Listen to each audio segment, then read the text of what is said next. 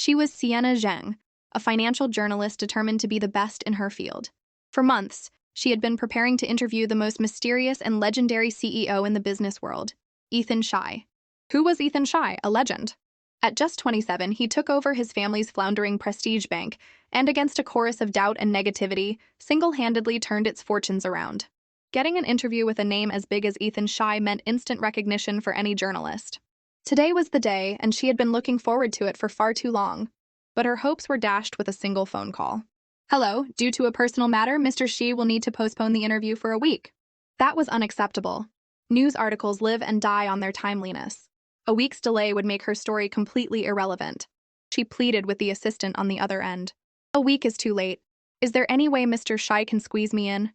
Tonight is fine. Even a phone interview would work. 3 hours. No, 2 hours is all I need." Finally, the assistant relented. He told her that Mr. Shi had an important banquet that evening, but he could arrange a spot for her. He couldn't guarantee Mr. Shi would have time, and she might end up waiting for nothing. But hearing there was a chance, she immediately agreed.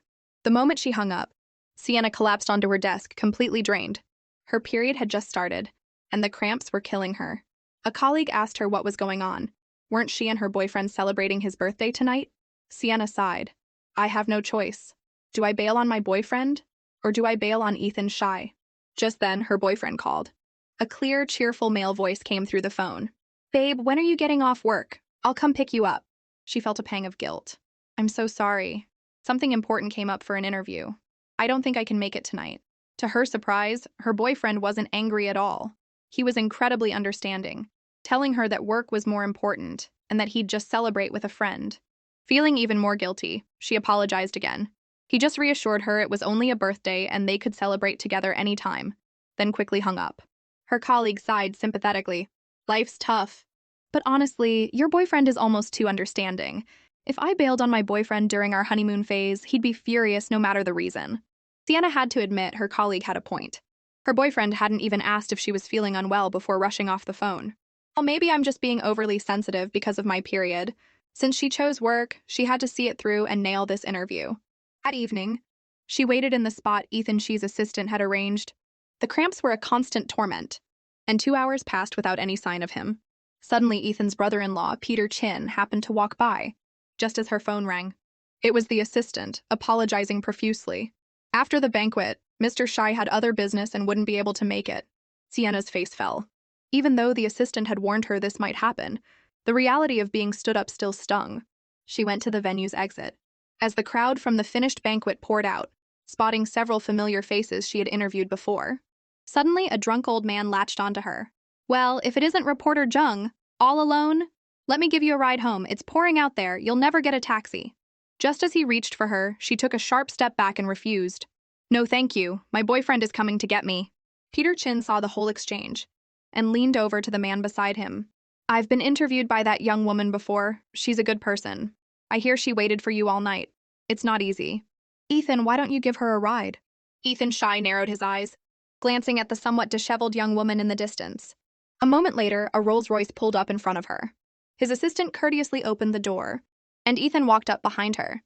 "Miss Jung," he said, "I'll give you a lift." She instinctively pegged him as another shallow playboy, and used the same line to turn him down. "No, thank you. My boyfriend will be here to get me any second."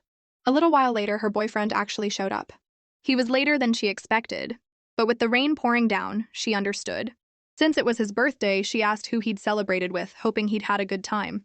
But the question seemed to make him flustered. She playfully guessed it was his best guy friend, and he immediately agreed, praising her for knowing him so well. But as she leaned in, she caught a faint whiff of perfume on him. "That's weird. I didn't think his friend Mr. Macho Man would ever wear perfume. Did he get a girlfriend or something?" Suddenly, her boyfriend pushed her away gently and ruffled her hair, telling her to stop fooling around while he was driving. She couldn't shake the feeling that something was off. He'd been ruffling her hair a lot lately. Soon she was home. Exhausted from the long day, she was ready to crash. But then she realized her phone was missing. She remembered using it as she left the banquet. It wasn't stolen, it must have been left in her boyfriend's car. She immediately opened the Find My Device feature on her tablet. The phone's location pinged at a hospital. "It's raining so hard. Could he have gotten into an accident?" She threw on a coat and rushed to the hospital. Sure enough, his car was parked right out front. She just didn't know why he'd be at the hospital in the middle of the night. The next second, he walked out of the entrance, but he wasn't alone. A brown-haired girl was snuggled up against his side. They were acting intimately, like a real couple, laughing and talking under a shared umbrella. The sight hit Sienna like a bolt of lightning. So her strange feelings were right all along. It wasn't that he was understanding, he just didn't care. He hadn't spent his birthday with his best friend, he'd been cheating on her with this other woman. The perfume, the constant hair ruffling. It wasn't just her imagination. The signs had been there all along. The 3 years he'd spent pursuing her, the sincere promises he'd made, they were all lies. The fragile, fake dream shattered completely in that instant. She trudged back home, her heart aching, as she looked at the photos of them together. Suddenly, the doorbell rang. It was him. After a moment of silence, he started to explain. The girl's family was a big deal. Her uncle drove a Rolls-Royce with a custom license plate, the only one in all of River City. He wasn't just rich, he was powerful. The thought of fast-tracking his career by 20 years, of not having to struggle to afford a house, was too tempting. He just couldn't resist cheating. He even started to sound remorseful, saying he had truly loved Sienna and wanted to be with her forever. But now he thought they'd be better off as friends. Hearing that, she turned around, gathered all his belongings, and threw the basket of trash at him. "Who the hell wants to be your friend?" she roared. "I'd rather be your ancestor." And just like that, she broke up with him on the spot. The next day, she showed up to work, looking so disheveled that her editor-in-chief was shocked. But after Sienna explained what happened, her editor was relieved. She'd always said that man wasn't good enough for Sienna, but Sienna had treated him like a treasure. She'd gone to great lengths to poach Sienna from the newspaper, wanting to make her the star of Finance Weekly. With Sienna's talent and looks, she could have anyone. Why was she so hung up on a social climber? But Sienna's confidence was shaken. The image from last night replayed in her mind. Her ex's new girl had an uncle with a Rolls-Royce and a custom plate. What kind of man could she find? One who also drove a Rolls-Royce? To her surprise, her editor replied, "Why not? You're talented and hardworking. Your future is limitless. What's so special about a Rolls-Royce?" But she also reminded Sienna not to let her relationship problems affect her work. She needed to pull herself together for the Financial Center Summit that afternoon. That afternoon, Sienna changed into a new outfit and followed her GPS to the financial center. On her way, she had the terrible luck of running into her ex-boyfriend and the other woman. They had broken up just that morning, and here they were, holding hands and parading around. What rotten luck. Her ex was clearly flustered to see her and whispered to the girl that they should come back another time. But the girl deliberately put on a whiny voice. "No, I want a drink from this shop. Coco gets cranky if she doesn't have it every day." Sienna realized the girl knew exactly who she was. And the bracelet on her wrist looked painfully familiar. It all clicked. Sienna raised her voice intentionally. "Looks like a dog will always go back to its own vomit." The girl, hearing this, turned around, her teeth clenched. Sienna forcefully threw her coffee cup into a trash can. Just like some people who just love using secondhand goods. Damn it, don't get mad. They're not worth it. If I ever run into people like this again, I'll stay far, far away." But the next second, she saw a familiar Rolls-Royce parked nearby. The license plate was customized. It had to be the car her ex had mentioned, the one belonging to the other woman's uncle. Are you kidding me? He accompanies her to the hospital. He follows her on dates. This uncle is acting as a wingman for his home-wrecking niece. No wonder my ex was so obsessed with this Rolls-Royce. She'd figured it out. If you don't make some people pay, they won't see you as graceful. They'll just think you're a fool. Her ex-boyfriend wanted a 20-year shortcut, didn't he? He wanted a powerful backer, right? What's so great about a Rolls-Royce? Even if she couldn't make her ex pay, she would make it so that whenever he had to suck up to his new family, he would have to respectfully call her auntie. And then she'd dump the whole family. Who said she couldn't be the villain? In an instant, she swapped her Devour Man red lipstick for a more seductive Manslayer shade and knocked on the window of the Rolls-Royce. There was no response. She knocked again, a little lighter this time. Still nothing. That's strange. Is there no one inside? The next second, the window began to lower. She looked inside, and her eyes widened. The man sitting there was the same rich kid from last night, who had offered her a ride. The one she'd rejected by saying her boyfriend was coming. This reunion was more than a little awkward, but she had come this far. She had to see it through. She purposefully tucked a strand of hair behind her ear and spoke to the man in the car. "Sir, my phone died, and I can't call a cab. Could I possibly borrow your phone to make a call?" Time seemed to freeze again. The man in the car didn't respond. He hit on me before, so he must be at least a little interested, right? She decided to press her attack. Or if you're willing, you could give me a ride. Finally, the man who had been ignoring her turned to look at her. But his next words were a flat rejection. My car doesn't give rides to women with boyfriends. And with that, the Rolls-Royce sped away, leaving her in the dust. Her grand declaration of revenge shattered instantly. It seemed this rich kid held a grudge. This was mortifying. Forget it. I'll just focus on work. A failure in love meant she had to succeed in her career. Today's interview with the financial titan Ethan Shy had to be a success. Soon she arrived at Prestige Bank. As she was signing the visitor log, she saw a very familiar name on the list, Yulia Shu. Yulia was her colleague, and they had never gotten along. From Sienna's first day, Yulia had been targeting her, and over the past 2 years, she'd stolen her sources more than a few times. Her worst fears were confirmed. As soon as she walked into the office, Ethan Shi's assistant came up to her, surprised. "What are you doing here? Didn't you say you had something else to do?" It turned out her colleague Yulia had already come that morning for the interview when Mr. Shi happened to be free. Sienna felt a pang of disappointment. She'd been scooped. Just then, everyone's attention shifted to one spot. A door opened, and a man who seemed to radiate light walked out. "Wait a minute, isn't that the uncle?" Suddenly, the assistant next to her addressed the man. "Mr. Shy." Her world fell apart. The nameless rich kid from the other night, the other woman's uncle she'd failed to pick up, was also the financial titan she'd been chasing, Ethan Shy. Her ex really knew how to pick them. The assistant walked over to Ethan and whispered something. Ethan's gaze fell on her. She felt completely lost but forced a smile onto her face. Was she really just going to slink away and pretend nothing happened? No, she wouldn't. She suddenly turned and called out, "Mr. Shy!" "We had an interview scheduled for this afternoon.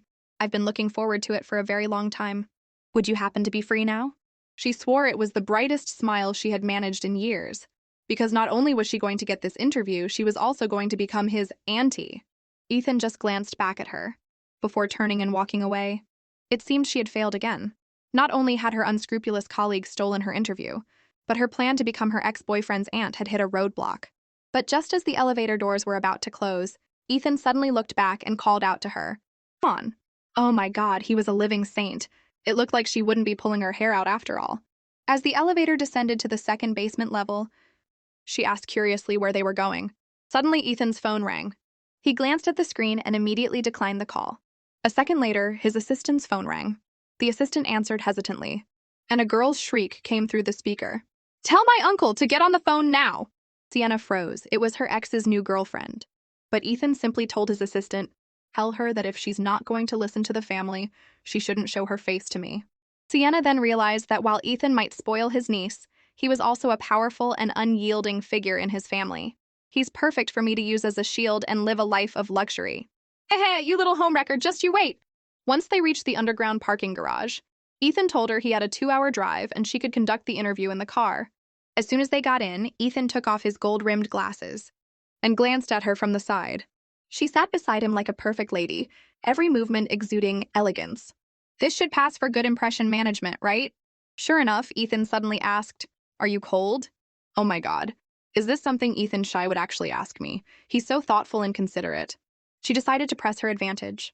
Turning her face to a 3-4 angle, tilting her head down 15 degrees into the soft backlight, she replied gently, "I'm not cold." It was her most flattering angle. But after hearing her reply, Ethan immediately told his assistant to open the window. A gust of wind rushed in, messing up her carefully styled hair and making her shiver. "Hello? Just because I said I'm not cold doesn't mean I'm hot." She decided it was time to get back to business. She pulled her hair into a neat ponytail, took out her voice recorder, and prepared to interview him. "Mr. Shy, I'm starting the recording now." He acted as if he hadn't heard her, not even moving his lips. He looked like he was about to fall asleep. "Do I really look that uninteresting?" She forced a smile and continued, "I'll be recording the entire conversation, and I'll send you the final draft for your review." Still no response. He kept his eyes closed, resting. Fine. She decided to just dive in. With someone like him, I guess I have to be direct. She began asking the questions she had prepared. As he listened, Ethan slightly opened his eyes. The questions she was asking were identical to the ones her colleague had asked earlier. When she finished, she blinked expectantly, waiting for his answer. But Ethan just glanced at her, let out a small scoff, and looked away. She was fuming inside. What does that look even mean? Does he have some kind of ulterior motive? The next second, however, Ethan began to answer her questions. She snapped to attention and started listening intently. As expected of a financial titan, his logic was impeccable, and his points were all interconnected. Before she knew it, nearly 2 hours had passed. Keeping up with his pace required her full concentration. Unconsciously, she glanced up and caught sight of his chiseled profile. He may have a weird personality, but he's definitely top tier in the looks department. Suddenly, Ethan opened his eyes and looked at her. Are you done asking? Startled, she blurted out, I'm done looking. Oh God, how embarrassing. Thankfully, the driver announced they had arrived, breaking the suffocating tension. Thank you, driver, for saving my life. But where are we? This looks like the middle of nowhere. Just then, Ethan told her she could leave. Leave? How am I supposed to leave this godforsaken place? On horseback? Where's the horse? Seeing that he was actually about to leave, she quickly chased after him with one more question, a trivial piece of gossip that was already making rounds online. So, Mr. Shy, do you have a girlfriend? Ethan paused and turned to look at her. She smiled back at him, trying to look innocent. It was common for reporters to end interviews with a lighthearted question to ease the atmosphere, but in reality, her hands were clenched into tight fists. He turned to face her, his gaze probing. Just as he was about to answer, a man's voice called out from a distance. Ethan! Her eyes followed the sound, and her jaw dropped at the sight of the older man in riding gear. Isn't that the famous finance legend, Mr. Guan? He's a living textbook, an industry leader. She quickly greeted him. Hello, Mr. Guan. I'm Sienna Zheng, a reporter from Finance Weekly. Mr. Guan smiled and nodded. Finance Weekly. Ah, I remember you. You've written some excellent articles. I didn't realize you were such a young lady. Sienna lowered her head humbly. After the brief introduction, Mr. Guan clapped Ethan on the shoulder and said cheerfully, Well, Ethan, I thought you were coming alone and hadn't prepared anything. We don't get many young ladies out here. His tone made Sienna realize something instantly. Mr. Guan had mistaken her for Ethan's girlfriend. So she decided to put on an Oscar-worthy performance. Wow, it's so beautiful here. Uncle Guan, you've taken such good care of this place. And wow, the horses are so pretty. I've never seen any like them. Mr. Guan fell for it, seeing her as a naive girl captivated by the scenery. Little did he know, in Ethan's eyes, her performance had been over the top from the very beginning. Luckily, even though Ethan saw right through her, he didn't kick her out, or her act would have fallen flat. Suddenly, Mr. Guan led a horse over and asked if she wanted to learn to ride. Sienna was surprised. Can I really? Mr. Guan nodded, telling her there were some of his wife's old clothes in the changing room she could wear if she didn't mind. She eagerly agreed. She'd never ridden a horse before, and had always wanted to try. Soon she was dressed in a red riding outfit, needing only a belt. An idea sparked in her mind. Knowing Ethan was behind her, she pretended to struggle and called out to him, Mr. Shy, how do you tie this belt? Could you show me? Sure enough, she heard his footsteps approaching. But what came next wasn't his help, but a heart-stabbing remark. If you don't know how to ride, then don't. What was this? Just a moment ago, Sienna had changed into her riding gear and come out to the paddock. From the conversation between Ethan and Mr. Guan, she'd gathered that they weren't related. Mr. Guan was simply an old friend of Ethan's father. For someone as proud as Ethan to come all this way to spend time with him showed how much respect he had for the old man. So she was certain that no matter how much Ethan disliked her, he would be on his best behavior in front of Mr. Guan. Especially when Mr. Guan said, Ethan, why don't you teach the young lady how to ride? Ethan actually nodded, a slight smile playing on his lips as he gestured for her to go ahead. The expression was a little unsettling. Whatever. It's not like he's going to feed me to the horses, right? She mounted the horse. Mr. Shy, you just have to teach me the basics. But before she could finish, Ethan leaped onto the horse and settled in right behind her. Her heart hammered in her chest. What is this? This is not the kind of teaching I had in mind. Ethan asked her what was wrong, and she mumbled an excuse about being nervous since it was her first time. So Ethan told her to hold on tight, while he handled the reins. The horse moved at a slow, steady pace, the evening sun bathing them in a warm glow. For a moment, it felt serene. She thought that maybe, just maybe, Ethan could be a gentle person. Soon the horse entered the track, where Mr. Guan was waving to them from ahead. The next second, Ethan flicked the reins, and the horse shot forward like a rocket. The peaceful atmosphere shattered, replaced by a dizzying rush. Slower, slower, she begged. But the horse didn't slow down. It went faster, clearing one hurdle. Then a second, a third, a 10th. She was tossed around, screaming, and nearly fell off. Finally, just before she completely lost it, Ethan pulled back on the reins, and the horse stopped. The sudden halt sent her lurching forward, and she would have fallen if Ethan hadn't grabbed her. She knew it. There was no way Ethan Shy would have a change of heart. Just then he asked, "Still want to learn?" "No!" she yelled. After Ethan's Rolls-Royce dropped her off at home, Sienna realized her earring was missing. But when she turned to look for it, The car was already gone. She had no choice but to let it go for now and try to get it back later. The next day at work, a colleague told her some shocking news. Yulia, the colleague who always had it out for her, had published her article. Not only had she copied Sienna's interview outline for Ethan, but she'd asked the exact same questions. That's when it hit Sienna. No wonder Ethan had given her that strange look in the car. He'd already been asked all those questions. With the end of the quarter approaching, the editor wouldn't want to get involved in a dispute between subordinates. Editor just use whichever article was better. But she wouldn't stand for it. It was her work, so why should she have to worry about someone else publishing it? She went to the restroom to cool down. As fate would have it, the culprit herself, Yulia, walked in while on the phone, likely with their editor. Are you really not playing favorites with Sienna? Do you know how much of my territory she's taken since she was parachuted into the finance team? And that Ethan She interview, it was the same interview, but Sienna got way more information than I did. In comparison, my article looks like he was just brushing me off. God knows what kind of spell she cast on him. Hearing this, Sienna slammed the stall door open and stared at Yulia's pale face in the mirror. I didn't cast any spells, she said coldly. I'm just more capable, and Mr. She happens to like me more. She then gave Yulia a victorious smile. She was ecstatic. Yulia had stolen her interview, plagiarized her draft, and then played the victim. It was clear whose article had been chosen. See, all that hard work paid off. I'm one step closer to becoming his auntie. Later, in a taxi, she told another colleague about it, who couldn't help but laugh. Yulia couldn't even copy the answers right. She really shot herself in the foot. Soon, the taxi arrived at their destination.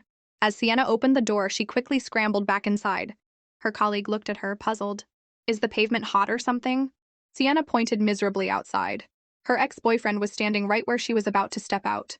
Her colleague didn't know they had broken up, but from Sienna's expression, she could guess. Did you two break up? And you got dumped? And if I'm not mistaken, not only did you get dumped, but you got cheated on? What? How did you guess all that? Because I remember your ex used to drive a Honda. Now he's driving a Mercedes. Sienna looked crushed. Her colleague tried to comfort her. It's just a class. It's only worth about 30 grand. It's not that great of a car. Looks like the sugar mama your ex found isn't that rich after all. That comment made Sienna realize something. Ethan She drove a Bentley and a Rolls Royce, but his niece was driving a car in that price range? It seemed he wasn't spoiling her too much. It was time to launch another offensive on Ethan. Meanwhile, Ethan found an earring in his car. It had to be Sienna's from the other night. Just then, she called, saying she had left something of hers with him. Hello, Mr. Shy. I think I might have left a pearl earring in your car. Have you seen it? Ethan, holding the very earring in his hand, replied, No, I haven't. She pleaded, Could you please take another look? That earring is really important to me. A playful glint appeared in Ethan's eyes. How important? She made up a story on the spot. It was my grandmother's gift to my mother, and my mother gave it to me. It's a family heirloom. When he didn't respond, she continued, I'm supposed to wear these earrings at my wedding. When I see them, I think of my grandmother. I haven't seen her in a very, very long time. She trailed off with a sniffle. Finally, after enjoying her heartfelt performance, Ethan's lips curved into a satisfied smile. I see it now. She smiled back, thinking she could use the earring to get another meeting. But his next words wiped the smile right off her face. Your family heirloom is made of plastic? Right. He never gave an inch. Sienna got his home address, insisting she would pick up the earring herself to save him the trouble of sending someone. When she arrived, she was stunned by how luxurious his place was. As she raised her hand to ring the doorbell, the door opened automatically. It was a high-tech smart door. She walked in but couldn't find the living room. The lighting was dim. The next second, she saw him sitting by a window as the sun set, head bent over a book. The faint sunlight cast a golden shimmer on his glasses, making him look like a painting. She didn't have the heart to disturb the scene. Finally, a breeze rustled the pages, and Ethan looked up from his book. Your earring is over there. She nodded, surprised he had actually kept it safe for her. She hurried over to get it, and saw a music album by her idol Lana Song in the room. That was strange. Ethan didn't seem like the type to enjoy pop music. Mr. Shy, she asked curiously, are you a fan of Lana Song too? But then she spotted a woman's handbag and scarf on the sofa, and they clearly belonged to a young woman. Her heart sank. He has a girlfriend and she's here? Oh God, I don't want to get into a catfight. She quickly said her goodbyes and prepared to beat a hasty retreat. But just as she was leaving, Ethan asked, You're leaving already? I'm sorry, Mr. Shy, I have a draft to edit, so I won't bother you any longer. She turned to leave. But she stopped halfway to the door. On second thought, The whole girlfriend thing was just something she'd imagined. Was she really going to abandon her entire plan based on a baseless guess? No. Before giving up completely, she needed a definitive answer. She returned to the living room and decided to test the waters. I ran into a bit of an issue on my way here. I was wondering if I could borrow something from your girlfriend. Ethan looked up, confused. Girlfriend? Sienna nodded. The lady in the room. Isn't she your girlfriend? Ethan glanced at the bag and scarf on the sofa, then let out a soft chuckle. No. Sienna smiled, relieved. Oh, that's good. Ethan looked at her, and the next thing she knew, he was standing right in front of her. Good in what way? Sienna's face flushed and she looked down, stammering, not knowing how to answer. Ethan tapped his glass impatiently, waiting for her to speak. Well, it just avoids any unnecessary misunderstandings, she finally managed. He took another step closer. What kind of misunderstandings? She quickly took a step back, lost her footing, and nearly fell, grabbing a nearby cabinet to steady herself. Ethan looked at her and said slowly, Then what about my niece? Won't she misunderstand? Sienna froze. What niece? The homewrecker who was with her ex-boyfriend? If she ran into her right now, all her plans would be ruined. With that thought, she bolted out of the apartment, leaving a bewildered Ethan standing alone. Just then, his niece emerged from a room. Uncle, was there a woman just now? She had a net worth in the millions, but was stuck working a 9-to-5 internship for a few thousand a month. She had enough money to last 3 lifetimes. But because her uncle Ethan had declared, Our family doesn't raise freeloaders, she was thrown into the workforce, to toil like everyone else. Inside the Finance Weekly building, Sienna's keyboard clattered away. The editor had assigned her an intern to help out, but one look at the intern's resume, silver medalist in the campus singing competition, president of the university makeup club, told her this was probably some spoiled rich kid she couldn't afford to offend. Just then, a commotion stirred in the office. The intern was standing behind her. Are you Sienna Zheng? HR told me to find you. Sienna turned around, a look of resignation on her face. The intern enthusiastically introduced herself. My name is Luna Chin. It's a pleasure to work with you. Okay, no matter how tough things got, she had to give her all to this final draft of the Ethan Shi interview.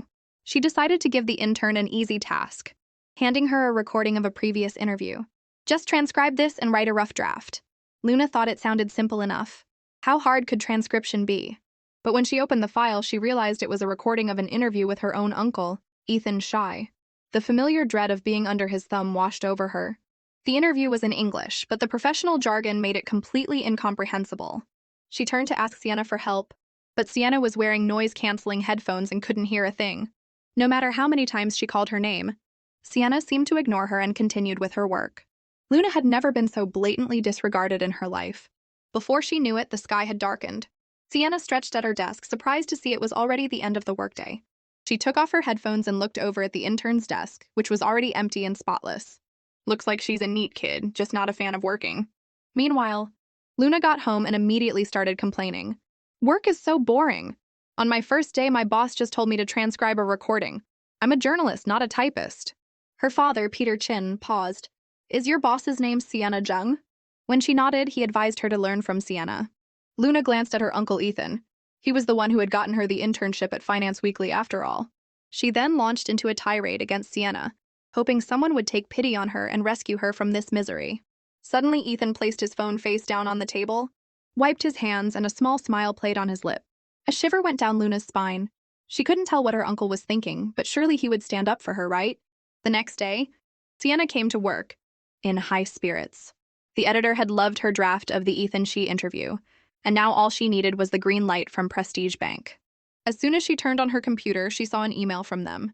But to her shock, despite the excellence of her work, the feedback was a single word: rejected. Her perfect interview draft for no reason. She revised it several times, but each time the response was the same robotic rejected, with no explanation. She had no idea how she had managed to offend him.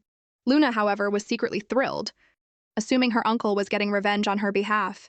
He really is my uncle after all. With the deadline fast approaching, Sienna knew that aimlessly revising the draft was pointless. She stormed into her editor's office. Editor, give me Ethan Shi's number. I'm going to ask him myself. She left work early and staked out Ethan's apartment building. As his car pulled into the complex, he saw her standing foolishly at the entrance. A gust of wind made her shiver, a small puff of white vapor escaping her lips. Suddenly, she seemed to notice something and looked up. calling out to him as he got out of his car, "Mr. Shy!" But she hadn't thought about what to say next. If she asked, "Do you have a problem with me?" Would that sound too aggressive? "So," she blurted out, "I had a feeling you wanted to see me, so I came to find you." Ethan studied her for a moment. "And what makes you think I wanted to see you?" She immediately regretted her choice of words. But now was not the time to back down. She had to stand her ground, even if she was wrong. "Otherwise, why would you reject my draft 3 times? You won't even answer my calls." His reply was a cool, detached, "I wasn't satisfied, not satisfied with what?" she shot back. "Point out what's wrong, and I'll fix it, one thing at a time. I refuse to believe I can't get it right." But he wasn't playing her game. He turned and walked away. She felt like she had punched a pillow. The deadline was looming, and she couldn't give up on the feature she had fought so hard for. Then it must be because you wanted to see me?" As ridiculous as it sounded, it miraculously worked. Ethan paused at his front door and looked back at her. "Then come in." "Unbelievable." Ethan tapped a chair, indicating she should sit there and work. She was even more incredulous. "So he really did just want me to revise the draft." Her fingers flew across the keyboard, as she occasionally stole glances at him. He was pouring a drink when he suddenly asked, "Want some water?" "Yes," she replied, but her eyes were on the glass in his hand. "I'll have what you're having." Ethan clarified it was wine, but she insisted. He said nothing more, and poured her a glass. She went back to her draft while he took a phone call. It was his niece, saying she had just bought a fine bottle of wine at an auction and would bring it over. He immediately refused, his gaze drifting to Sienna. At that exact moment, Sienna was peeking at him. Her face flushed from the wine, looking particularly alluring. His niece asked why she couldn't come, and he simply said it wasn't a good time, before hanging up. A moment later, Sienna brought her laptop over for him to review her latest revisions. He glanced at it and dismissed it. Still too wordy. Sienna sighed and went back to work. In the quiet living room, Sienna wrote furiously while Ethan rested with his eyes closed. Half an hour later, she brought the laptop to him again. "Much more concise," he acknowledged. "Are there any other issues? The meaning of this paragraph isn't what I intended."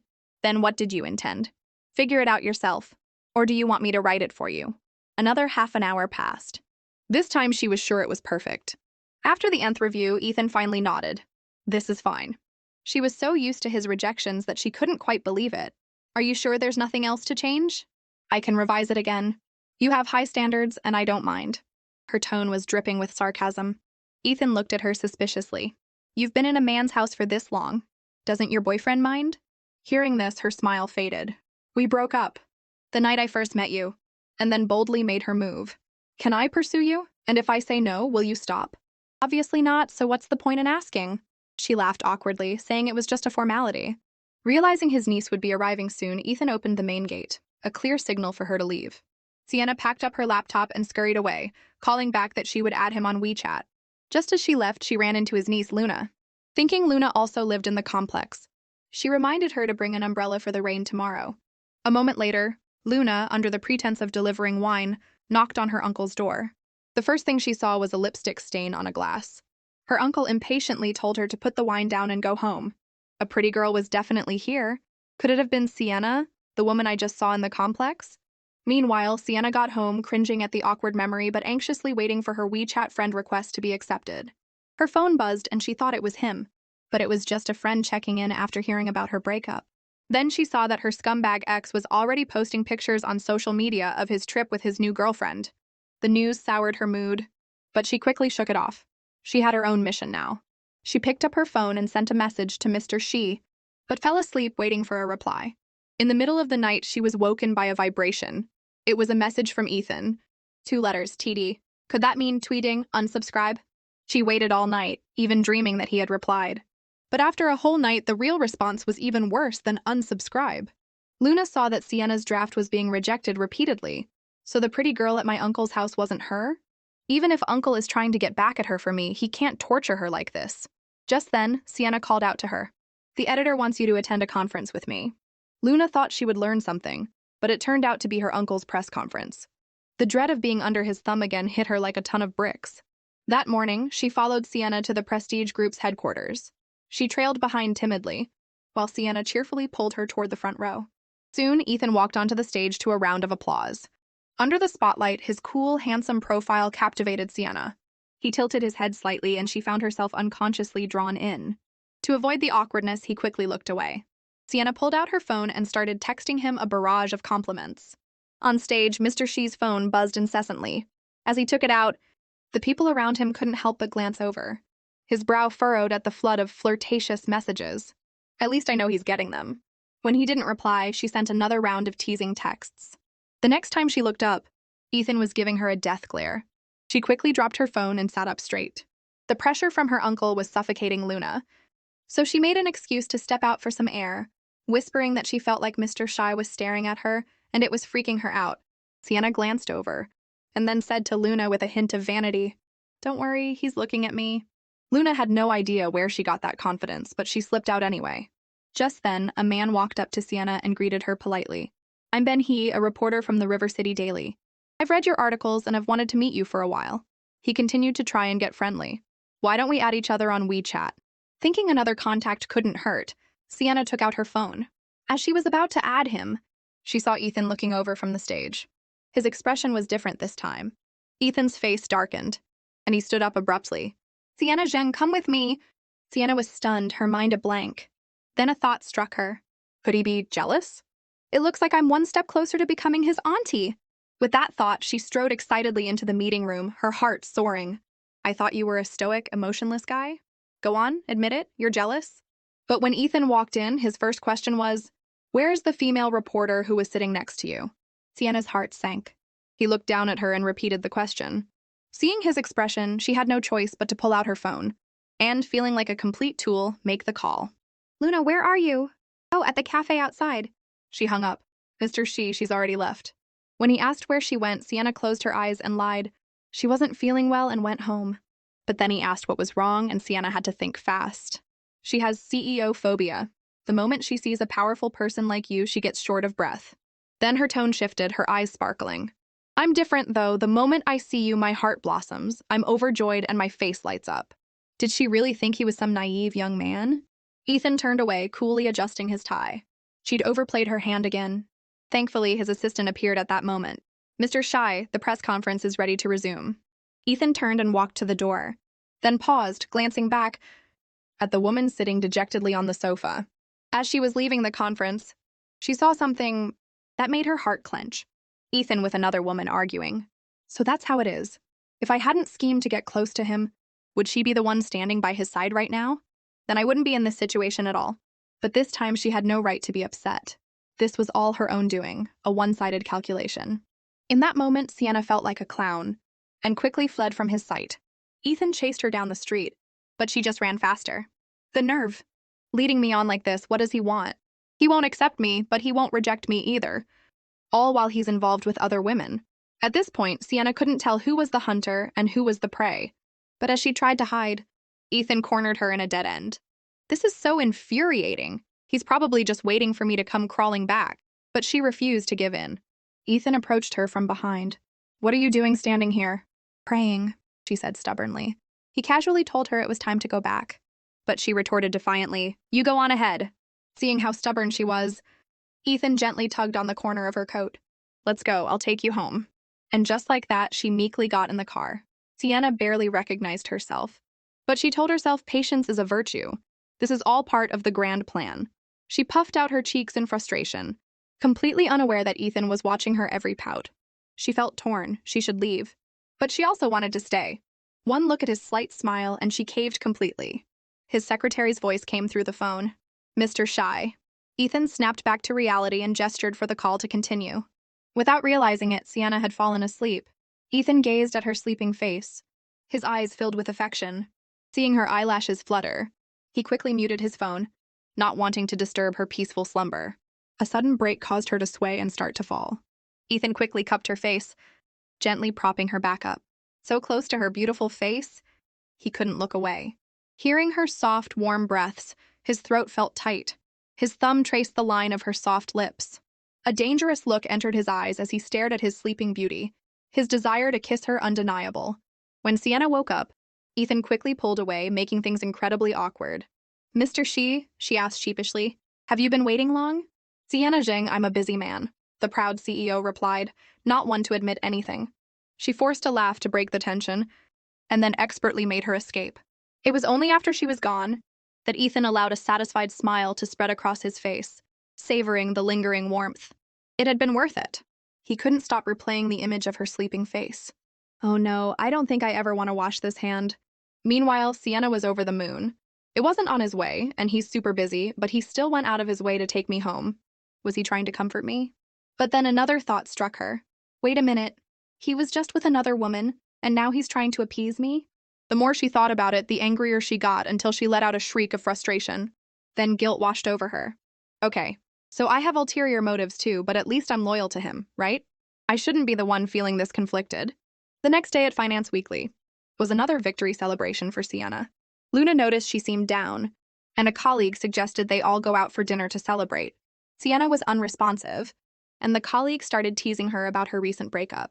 Finally, Sienna took off her noise-canceling headphones, looking confused and hurt. My headphones were on full volume. I couldn't hear anything. I'm sorry. Luna's head snapped around.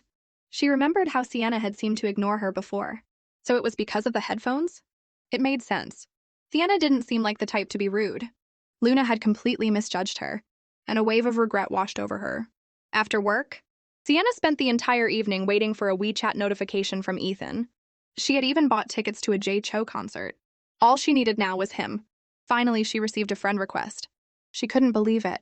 After trying to add him so many times, she was finally in, but it was Ethan's niece. Despite the silly profile picture, Sienna was so excited she convinced herself that the bland, empty profile had to be his. Finally, I've got you. She was so thrilled that she barely registered what the other person was typing. She excitedly sent a picture of the concert tickets. Are you free tomorrow night? She could see the typing and bubble and could barely contain her excitement.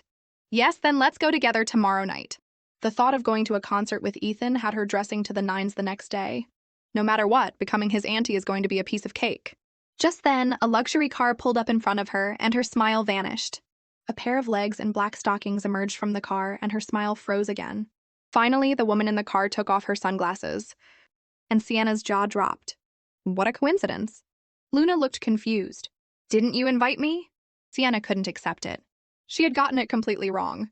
They went into the concert, and Sienna spent the whole time staring at her phone, so miserable she nearly fell asleep. If he had actually added me on WeChat, the sun would probably rise in the west. The more she thought about how she was always the one chasing him, the more pathetic she felt, until she burst into tears. You scumbag! You jerk, Ethan! Sienna decided to channel her grief into energy, waving her light stick and turning her complaints into a full-blown performance. Luna noticed her bad mood, and Sienna started crying again. You know, I was just cheated on by a scumbag. And the other woman, her family has this amazing uncle. Luna was shocked. That kind of person should be amputated from the eyebrows down. From that point on, Sienna's dark side emerged. So I'm going to get with her uncle and become their auntie. Luna got pumped up too. Go for it, Sienna. By the end of the concert, Sienna was half dead. Her feet, neck, and back all ached, and she was in a daze while trying to hail a cab. In her disbelief, she saw Ethan in a car nearby, lowering the window. For a second, she thought he was driving toward her. Sienna stared at him, dumbfounded. Is he waiting for me? His gaze was so intense that Sienna couldn't help but gulp. She turned her head away, pouting, and then hobbled over to him. I sprained my ankle, and it's all your fault. You have to take responsibility for me. Ethan glanced at her guilty expression, smiled faintly, and then hit the gas and sped away. Sienna was left standing there, limping and fuming. Scumbags really are heartless. After checking to make sure no one was watching, she started yelling, Ethan Shy, you bastard! You have no conscience, no feelings. Am I not beautiful? Am I not cute? Those two eyes under your eyebrows, you might as well donate them to a hot pot restaurant. But the next second she was caught. He had returned. He let out a cold snort, and she immediately straightened up, her tone changing completely. The most dazzling flower of countless springs. As she tried to backpedal, she looked at him. I think I can explain better in the car. In the car, he relentlessly pressed her. Haven't you made it up yet? After a fierce internal struggle, she sighed. Don't rush me. A test has a 90-minute time limit. Then she gave up, clutching her foot and whimpering in pain, then sped to a clinic. But even a slight movement of her foot sent a sharp pain through it. She gave him a pitiful look. Ethan, my foot hurts. I can't get out of the car. He stared at her blankly. She started complaining. It's all your fault. If it weren't for you, I wouldn't have sprained my ankle. He adjusted his glasses. I didn't see anything. I donated my eyes to a hot pot restaurant. But his little darling hooked her foot around his leg, shook her head, and said in a cute, whiny voice, Carry me, on your back. Ethan looked at this little minx, wanting to be angry but unable to. Still, his words were as stoic as ever. Sienna Jung stopped being so dramatic. What did I do? She asked innocently. Then he bent down and scooped her up in a one-armed princess carry. Overwhelmed by his manliness, she protested awkwardly. Wait, I asked you to carry me on your back, not hold me like this.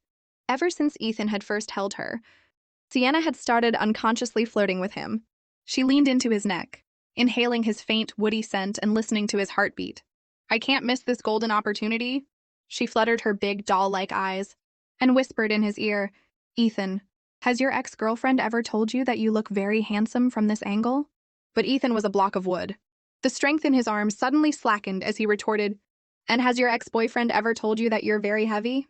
She puffed out her cheeks in frustration. Am I really that unappealing? In the examination room, Sienna was yelping in pain. Ethan, however, seemed to be in his own world, closing his eyes to rest, then taking a call outside. Fine, I'll just play dead. Doctor, do your worst. After applying the medication, the doctor wrote a prescription. Try not to walk on it when you get home. If you have to, have your boyfriend help you out. Although your boyfriend is a bit cold. Sienna immediately raised her voice, making sure Ethan could hear her from outside. Doctor, you're mistaken. He's not cold. He's just completely heartless. She was still building up her dramatic momentum when she heard the door open. She instantly switched into Oscar-worthy performance mode. But then she saw a nurse approaching with a wheelchair, and she was completely bewildered. By the time she regained her composure, she saw that heartless block of wood already standing there waiting below the hospital. As the nurse pushed her forward, Sienna didn't forget her lines. The medicine is on, but I still can't move my foot. With that, she held out her arms, wanting to be carried. How could Ethan not see through her little tricks? He sighed and bent down. But a cat darted past, and Sienna's eyes widened in terror. With a shriek, she leaped straight into his arms. There's a huge mouse! Get it away from me! A large hand steadied her, and Ethan's imposing presence left her speechless. She had been caught red-handed. You seem to be standing on my foot just fine. His words hit her like a ton of bricks, and she wished the ground would swallow her whole. Sienna had finally reeled in her man. Her plan to become the auntie was halfway to success. But she was still mortified. She couldn't give up now. So she persistently tried to add Ethan on WeChat. I almost forgot, I still need to pay you for the medical bill today. The next second, she was stunned. Oh my God, the man actually replied. But now that she had his actual WeChat, Sienna immediately became more proper. She transferred him the money for the bill, wincing at the cost. But the next second, she saw a transfer returned notification. Consider it your acting fee for today. Seeing her chance, Sienna played along. I don't want an acting fee. I want you to have dinner with me tomorrow. Meanwhile, on the other side of town, Ethan's sister thought something major must have happened. He was staring at his phone and smiling, a man who usually wore a constant frown.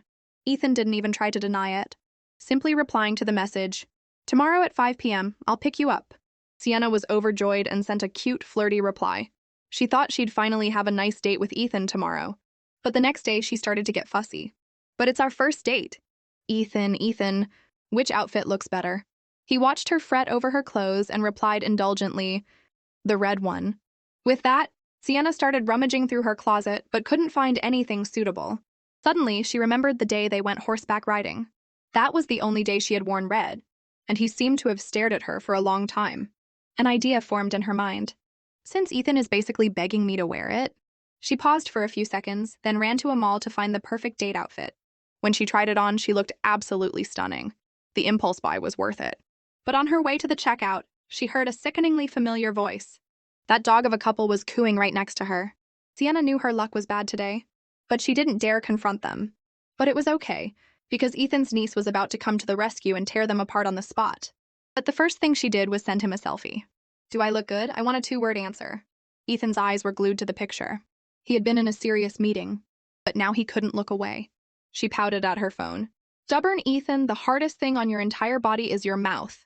Meanwhile, Sienna, in her red dress, was effortlessly outshining the other woman. What's so great about that? Our tastes are surprisingly similar, the other woman sneered. Sienna wasn't one to back down. I'm just playing along. Whoever looks worse is the one who should be embarrassed. The next 3 outfits the other woman tried on were still tacky, but Sienna, standing in the center, looked like a work of art. Her ex-boyfriend was practically drooling, his eyes about to pop out of his head. Just then, Luna appeared like a storm. Sienna, let me pay for you. Everything except the ones she just tried on. Wrap them up in my sister's size. Sienna was so shocked she could barely breathe. Luna just shrugged nonchalantly. It's fine. This is a black card my uncle gave me. He won't care about this. Is this the world of the rich? Sienna's worldview was being shaken. It was only after they left, laden with bags, that she could finally breathe again. Luna was thrilled. Doesn't that feel amazing? Sienna smirked. It feels great. This time I'm definitely going to win over that uncle. Ethan hadn't seen her for 3 hours, and he was getting antsy. The moment he was free, he drove to her apartment. The next thing he saw made his blood boil. His little darling was walking with another man. But then his eyes widened. Sienna was wearing a fiery red chipao, her elegant posture and perfect figure captivating at first sight. He couldn't take it anymore. He got out of his car and rushed toward her. Sienna Zheng, get in the car. She was just wearing a red chipao, and it made Ethan completely lose his mind. But Sienna hadn't expected him to see her. I was supposed to return all these expensive clothes. Now he's going to think I'm a gold digger, isn't he? Ethan received a text about a massive charge to his card. But Sienna was more confused. Why is he so desperate to drag me into the car? He's not even letting me go home to put my things down? And are we really going to dinner at a place like this? The sunset over the tranquil lake was a beautiful backdrop for Sienna. Ethan came up behind her, his words just enough to infuriate her. Why are you so short? Those 3 words made her practically steam. What do you mean, short? I've been over a meter tall for years. The bus has never given me a half-price ticket. Don't you talk nonsense with your eyes wide open. At her fierce retort, Ethan walked ahead, secretly smiling. But after a few steps, she looked like she was about to cry. You promised you'd have dinner with me. Ethan paused and looked back at his soft, pitiful darling. Isn't this having dinner with you? But this wasn't what she wanted, and he knew it. Her soft voice tugged at his heartstrings, and he finally took off his gloves. The triumphant Sienna smirked, linked her arm through his, and huffed. Well, I wasn't exactly pure of heart either, so I'll just play along. She gave his arm a light squeeze, her smile reaching her ears. As they walked in together under the gazes of the other guests, Ethan looked so handsome that her heart skipped a beat. Feeling the heat of everyone's stares, Sienna blushed. So this is what it felt like to be the center of attention. But when she saw the brand representative, she immediately put on her professional face. Hello, I'm Sienna Zheng, a reporter from Finance Weekly. Just then, she received a text from her scumbag ex. Sienna, are you free? Her veins bulged with anger. I deleted your pictures but forgot to delete you. You just love being a pest, don't you? She sent back a biting reply and felt a rush of satisfaction. She felt a gaze on her and her blood ran cold. He looked at her as if she were a child. He narrowed her eyes, staring at the draft on his phone. Are you done chatting? Making a heart-shaped cake? She was so embarrassed she wanted to dig a hole and hide. Some people are alive, but they're already dead. Is Miss Jung not feeling well? He glanced at her. There's no cake on the menu, so she's lost her appetite. Even though her explanation was just a cover-up, she was enjoying it. He even indulgently ordered a whole cart of little cakes for her. Only Sienna could be babied by Ethan like this. He couldn't understand why the Sienna who had tried so hard to get close to him was now so eager to run away. After he dropped her off, she practically sprinted away, not looking back no matter how many times he called her name. As long as I run fast enough, the awkward one won't be me. But she hadn't gone far before a pair of shiny leather shoes caught up to her, and a hand grabbed her. What are you running from? I heard you, she said. He held her hand even tighter, pulling her into his arms. You heard me and you still ran, in a hurry to get home and make your little cakes? She wished she could die. Seeing his mocking expression, she wanted to shake off his hand. So annoying, you jerk, Ethan. But as he let her go, the mocking look on his face disappeared. You left a bunch of your things in my car. Aren't you going to take them? She hadn't misread it. He was definitely laughing at her as he walked away. For the next few days, Sienna pushed him to the back of her mind and had fun with her old college friends. Maybe if I give it some time, he'll contact me. So she waited, visiting attractions with her friends, from morning till night, from night till gossip. Are you serious? You even dared to provoke the CEO of Prestige Bank? Sienna flicked her hair. Why not? He's just a man. I hate to admit it, but I believe you. You've got guts. But in reality, Sienna was terrified and full of guilt. I really haven't bothered him in a long time. In his eyes, she was the prey. What little cakes, what not running away. I'm not going to deal with him. Meanwhile, in River City, Ethan was irritably scrolling through his chat history. He paused when he got to Sienna's profile picture. She hasn't been active in a while. He clicked into her social media, zooming in on her photos. His eyes filled with longing. Just then, Mr. Guan saw his screen. Oh, isn't that the reporter from last time? So, how are things going with the young lady? I read her latest article about you the other day. She's a very sharp writer, more incisive than many men. At that moment, Sienna was fast asleep. As she turned over, her phone suddenly buzzed with a message from Ethan. "When are you coming back? Uncle Guan misses you." Sienna woke up wanting to curse. "If you want to see me, just say so. Why bring someone else into it?" She sent him a barrage of voice messages. "Don't leave me hanging. Why would Mr. Guan want to see me?" Ethan woke up, rubbing his sleepy eyes, but he was secretly thrilled. "He's willing to give you an interview, so he really wants to see you." Sienna was so excited she almost screamed. "Thank heavens, thank earth, thank you, boss. I'll fly over to see you right away." But she quickly regained her composure and sent him 3 question marks. Although she didn't have much to hesitate about, she still got Mr. Guan's address. In a small gesture, he suggested she stay in Wucheng for a few more days to see the famous snowscapes. She adjusted her schedule for the following weekend and politely ended the call. The next day, she was out having fun with her college friends again. The third day, she was speeding down a ski slope, taking pictures of the ginkgo trees and the beautiful snow. The fourth day, she was feeding adorable Sika deer. Just as Sienna was thinking, life is so much more relaxing without that difficult Ethan. He was at home, unable to sleep because he was waiting for her. Fuming with impatience, he checked her social media again. Seeing his beautiful woman had completely forgotten about him, he replied to a 3-day-old post. Seeing her ignore him, he angrily tossed his phone aside. But then he saw a new message from her. "I'm back." He wanted to rush to see her immediately, but Ethan's pride was his strongest trait. He sent a cool reply. That was quick. Sienna could tell he was being sarcastic, but she had more important things to worry about than him, her career. So she changed into one meticulously chosen outfit after another and went to the art gallery. She took out her phone, checked her makeup and hair in the reflection. Okay. Then she saw a certain person standing at the entrance. Ethan was waiting for her, his heart full of anticipation. Although Sienna had to admit he looked devastatingly handsome, and she ran toward him like a little snowman. The fact was, he was definitely giving her the cold shoulder. She scoffed, having figured out his proud nature. "Ethan, have you been waiting for me?" He had just realized the power of her writing, so impressive that it had earned her the respect of Mr. Guan, and they had been talking for a long time. Ethan had been sitting quietly on the side, turning into a jealous stick figure. "Have some tea. Don't you love the snow? This was brewed with snowmelt." She glanced at him, sensing his sarcastic tone. The conclusion, looks like the great CEO is jealous of the snow. So she grabbed the cup and started chugging, blowing on the tea and saying, "I love the taste of snow." As they bickered, Ethan got so annoyed he ended up lying on the beach. He thought a notification was a message from her, but it was a refund notification. He quickly set his niece to, "Do not disturb. Unlink your bank card from my phone. I don't want to see these junk refund messages anymore." Luna was baffled.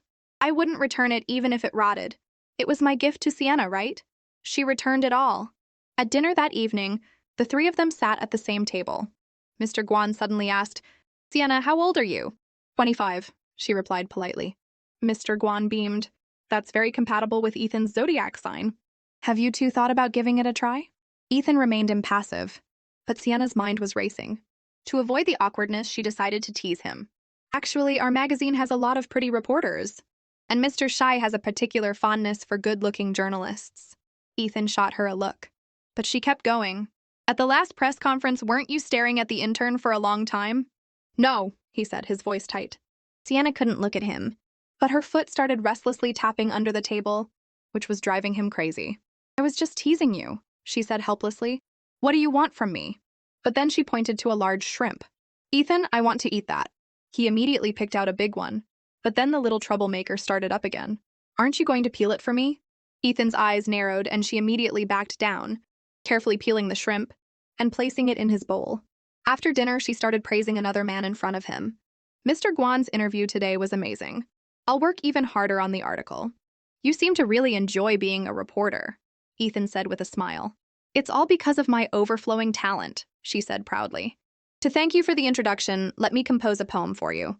As Ethan's gaze shifted to the cool sunset, her cheerful voice rang out. "Sienna knows not the distance to River City, but little Ethan's eyes have worn thin with waiting." In that moment, Ethan's world was filled with her. Against the backdrop of the soaring seagulls, she was a breathtaking sight. His heart hammered in his chest, ready to burst. If she wasn't after his money, his connections, his fame, would she be able to hear the call of his heart? After finishing the interview with Mr. Guan, Sienna returned to the office and plunged into endless writing. Before she knew it, it was late at night. She decided to give Ethan a chance and posted a message on her social media, visible only to him. I'm fine, still okay. Can someone send a bed to the office? 30 minutes passed, and there was still no sign of him. She had no choice but to wait for a cab. Just then, a handsome guy approached her. Just getting off work? She recognized him as the guy from the coffee shop. He quickly ran back to the shop and returned with a limited edition egg tart. I saved this for you. Just take it. Just in time, Ethan arrived, his jealousy flaring. Did you pay for that? She glanced at the fuming man beside her.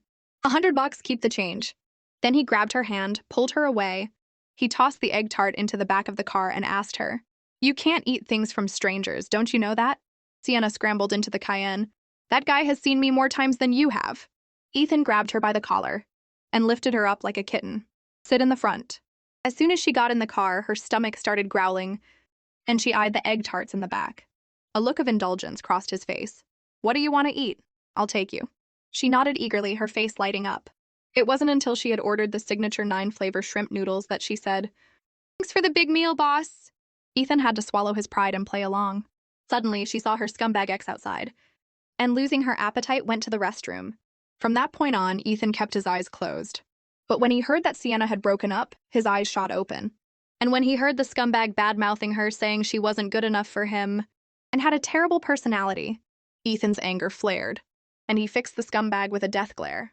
The scumbag seemed even more arrogant, endlessly bad-mouthing her, calling her a gold digger, who licked the boots of various CEOs and looked down on a mere bank clerk like him. Ethan's face turned black as soot. It wasn't until Sienna emerged from the restroom that he asked, Did you have a nice time in there? This was the first time Sienna had looked so dejected, unable to meet his eyes. He glanced at her. Sienna Zhang, look at me. She snapped her head up, her big doll-like eyes blinking at him, sparkling like stars. They mesmerized him, and he tilted his head. With eyes that big, how could your taste be so bad? She was so angry she was about to explode. She stood up abruptly. I've lost my appetite. Take me home. In the car, she glanced at him and noticed he seemed to be in a bad mood too. They drove the rest of the way in silence. As she got out, she muttered, Heartless capitalist, making me work overtime with no food. I'm going to see my ancestors. Just then, her doorbell rang. She opened the door, drooling, expecting takeout. It was food, but it was wine-flavored shrimp takeout, a deluxe version with added crab roe. Just looking at it made her grin. Little Ethan does have a heart. Meanwhile, a certain someone was waiting for a message from her. Sure enough, his phone lit up. Thanks for the love, boss. Time to dig in. Ethan put on his glasses and zoomed in on the picture, immediately spotting the cilantro she had picked out. You don't eat onions either? She burst out laughing. She hated onions, ginger, and cilantro. She replied with a voice message. My parents don't even nag me about that. What gives you the right? Ethan held his phone to his ear and pressed play. Ethan, do you nag your ex-girlfriends like this too? His face fell. The memory of her ex-boyfriend at the restaurant resurfaced. What? Does your ex-boyfriend not nag you? He replied, angrily tossing his phone aside and downing his wine in one gulp. His phone buzzed again. That's not his business. Ethan wasn't happy, he grunted. But then another voice message came, and his eyes widened. But if my current boyfriend did, I wouldn't mind. He listened to it 3 times on a loop and blushed furiously. Sienna heard that Ethan's company, Cloud Create, needed a report, and she couldn't help but perk up. 2 of her colleagues were vying for the story, and their eagerness frustrated her. But when her rival suddenly conceded the project to her, Sienna was completely baffled. Has she lost his mind? Why would he give up such a great project? She sent a text to Ethan. Ethan, I'm going to be at your company Cloud Create the day after tomorrow. Will you be there? When she saw the 2-word reply, I won't. She felt a pang of disappointment. Fine, she'd have to go it alone. This time she would get the story without his help. At his subsidiary, they kept her waiting for an hour. Hours later, the sun had set and her reporting was going nowhere. Finally, out of options, she sent him a little jab. The coffee at your company is pretty good, but I'm about to throw up. The subtext was clear. You seem to enjoy making people wait, don't you? Ethan exited the chat. Sienna went up to the front desk, exasperated. Excuse me, when will Mr. Q be here? Soon, a secretary emerged from the elevator. Excuse me, who is Miss Sienna Zhang? Sienna turned, and the secretary enthusiastically led her to a meeting room. By the time she finished the interview, it was already evening. As the vice president arranged a car for her, as soon as she stepped out the door, she ran into her ex-boyfriend's girlfriend.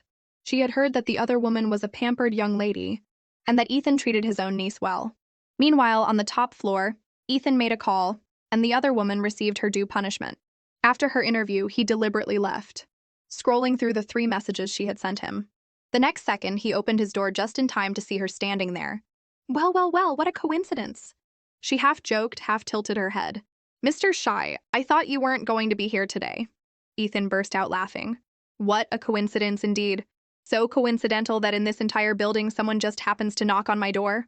After 300 rounds of back and forth, Ethan finally got to hold her. But all the lovesick CEO could do was drag her out for hot pot. Sienna was enthusiastically ordering from the menu. This tripe looks so smooth, I want a lot of it. After ordering the 30th dish, she finally asked, So, what are you having? Whatever, he replied, which immediately set her off. So you want cilantro, and onions and ginger and garlic? He was powerless against her and just waited for the filter queen to despice the boiling hot pot. He snuck a glance at her as she was beautifully cooking the food. Looking at a steamy leaf, he had the wicked thought that she looked good enough to eat. His heart was filled with amusement, and he was lost in a dream for a full minute and a half, his gaze unsteady, not at all like a proper gentleman. Just then, she handed him the dipping sauce she had mixed. Ethan, she called, bringing him back to reality. He replied with a laugh. Suddenly, his phone rang.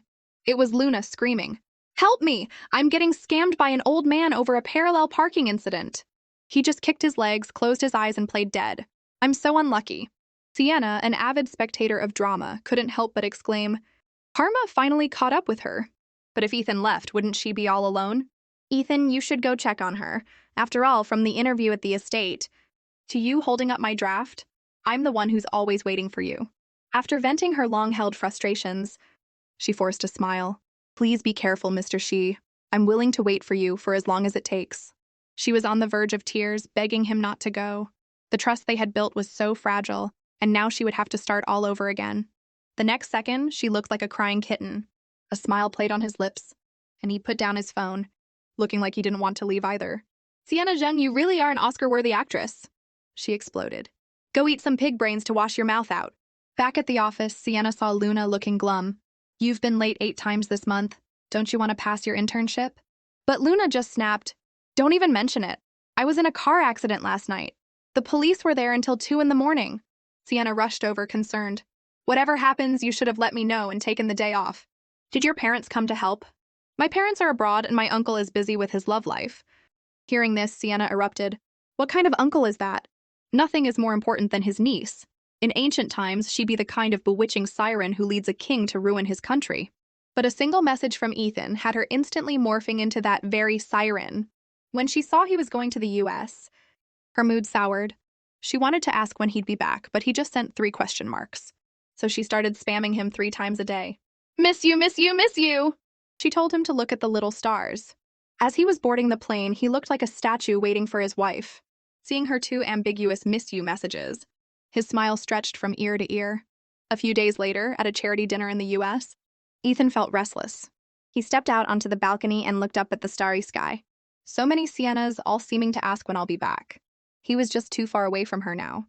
The 3rd day, he unexpectedly showed up at her apartment complex. The silly girl thought she was hallucinating and was about to go hang out with her college friends. But her friend saw her Prince Charming and shoved her clothes at her. The CEO who's chasing you just showed up at your door. Sienna ran over as usual. What are you doing here? Sure enough, Ethan's intentions were clear to everyone. Just a little something for the Oscar-worthy actress. This stoic man was too good. It was a pair of high heels to replace the ones she had broken at the concert. Sienna realized he was surprisingly attentive. But now he was reluctant to leave. It's a shame you didn't say your friend was coming sooner. Sienna, still in a daze, finally realized. So he came back early for me? In that moment, she felt like she had fallen into a pot of honey. She kept blowing him kisses from behind. Ethan at the wheel was completely smitten, his gaze lost in her reflection. A picture of his 18-year-old love on New Year's Eve was enough to cure the stubborn Ethan, and he finally took action. But Sienna was fuming. She had just taken her friend Brianna's advice to play hard to get, to make the neglectful pig miss her. But after 3 hours, her post had 100 likes, and not a single one was from him. Sienna knew that tactic wouldn't work on Ethan. As the countdown to the new year began, she bravely sent out a mass greeting. She sent a Happy New Year, and he replied instantly. But after a while, she felt like she wasn't making any headway. Every word she typed was carefully chosen. Ethan was clearly dying of anticipation. He had even canceled his trip to the US to spend New Year's with her. Brianna laughed. Before he could even make a move, I snatched you away. Just as Sienna was about to type her next message, Brianna told her to end the conversation. Don't let him get a hold on you. Sienna had never seen this tactic before. What kind of adult says they're going to bed at midnight on New Year's Eve? That's how you keep a man wrapped around your finger, Brianna said. Sienna was helpless but decided to follow her friend's advice. Would you believe me if I said I was going to sleep? But a minute after she sent it, the silence was broken, and she was instantly mortified. She quickly scrambled for her phone to try and fix it, but she only made things worse. It was clear this was something that would get a reaction out of him, but his aggressive messages made her want to dig a hole and hide. I'm so embarrassed. That jerk Ethan is definitely doing this on purpose. She quickly typed, I already said it's nothing. I was just anticipating what you might think. I'm going to bed. Bye. Meanwhile, Ethan had just gotten out of the shower. He was so worked up, his face flushed. Even though he only picked out the words he wanted to see, Sienna's flirting had him all fired up. He turned and silently went back into the bathroom for 3 more cold showers. After New Year's, Sienna had learned her lesson. She sat at her computer, meticulously checking every word of her work. A message came through quickly. Mr. Guan was inviting her to the horse stables. A year later, she was back at the stables where Ethan had taught her to ride. Brianna bounced over to her. Sienna, I have a bold idea. I've never ridden a horse before. 2 days later, Ethan was at the stables in the suburbs. His friend was there, just like before, bringing him good things. The only change was that Ethan was acting even more arrogant. But his friend's face was full of concern. Ta-da! I went up the mountain and got a few of these. Ethan, pick one. Ethan glanced at them, casually picked one up, and waved it in front of his face. You really believe in this stuff? His friend just wanted some peace of mind. In our line of work, our moods are like a roller coaster. Quick, look at what's carved on the back. Ethan squinted. He hadn't expected to see wish come true. He then took a laughing Buddha and waved it around, feeling a bit bewitched himself. Whatever you wish for will come true. As he was looking at the wish come true side, he noticed her in the background. His eyes lit up inside and out. Looking at her beautiful face, he wanted to run to her. Wish come true. So this is what a wonderful opportunity feels like. Meanwhile, his friend had already rushed over to Sienna. Hello, beautiful! But a certain someone was still pretending to be reserved. Even Sienna was panicking. If I had known Ethan would be here, I wouldn't have come to the stables to make a fool of myself. But her heart still belonged to him, and she snuck a glance at Ethan, only to see him sitting there, unmoving. She puffed out her cheeks in frustration. Ethan raised an eyebrow in her direction, as stoic as an old dog. Sienna just left him there, and went to chat and laugh with another guy. That was enough to make Ethan unable to sit still. The stables were filled with laughter. Thank you, little brother. It'll be great to have you teach us how to ride. His friend was thrilled. Of course! This made a certain someone so jealous he could have opened a vinegar shop. His eyes growing sharper. You're very free? Sienna was caught by Ethan, and the rival was his own friend. Ethan completely lost his mind. But Sienna acted as if she had nothing to fear. The stables aren't owned by you, right, little brother? Finally, she was silenced by his glare. Believe it or not, with one word, I can make sure you never get in. Sienna was instantly speechless. His friend had to try and smooth things over.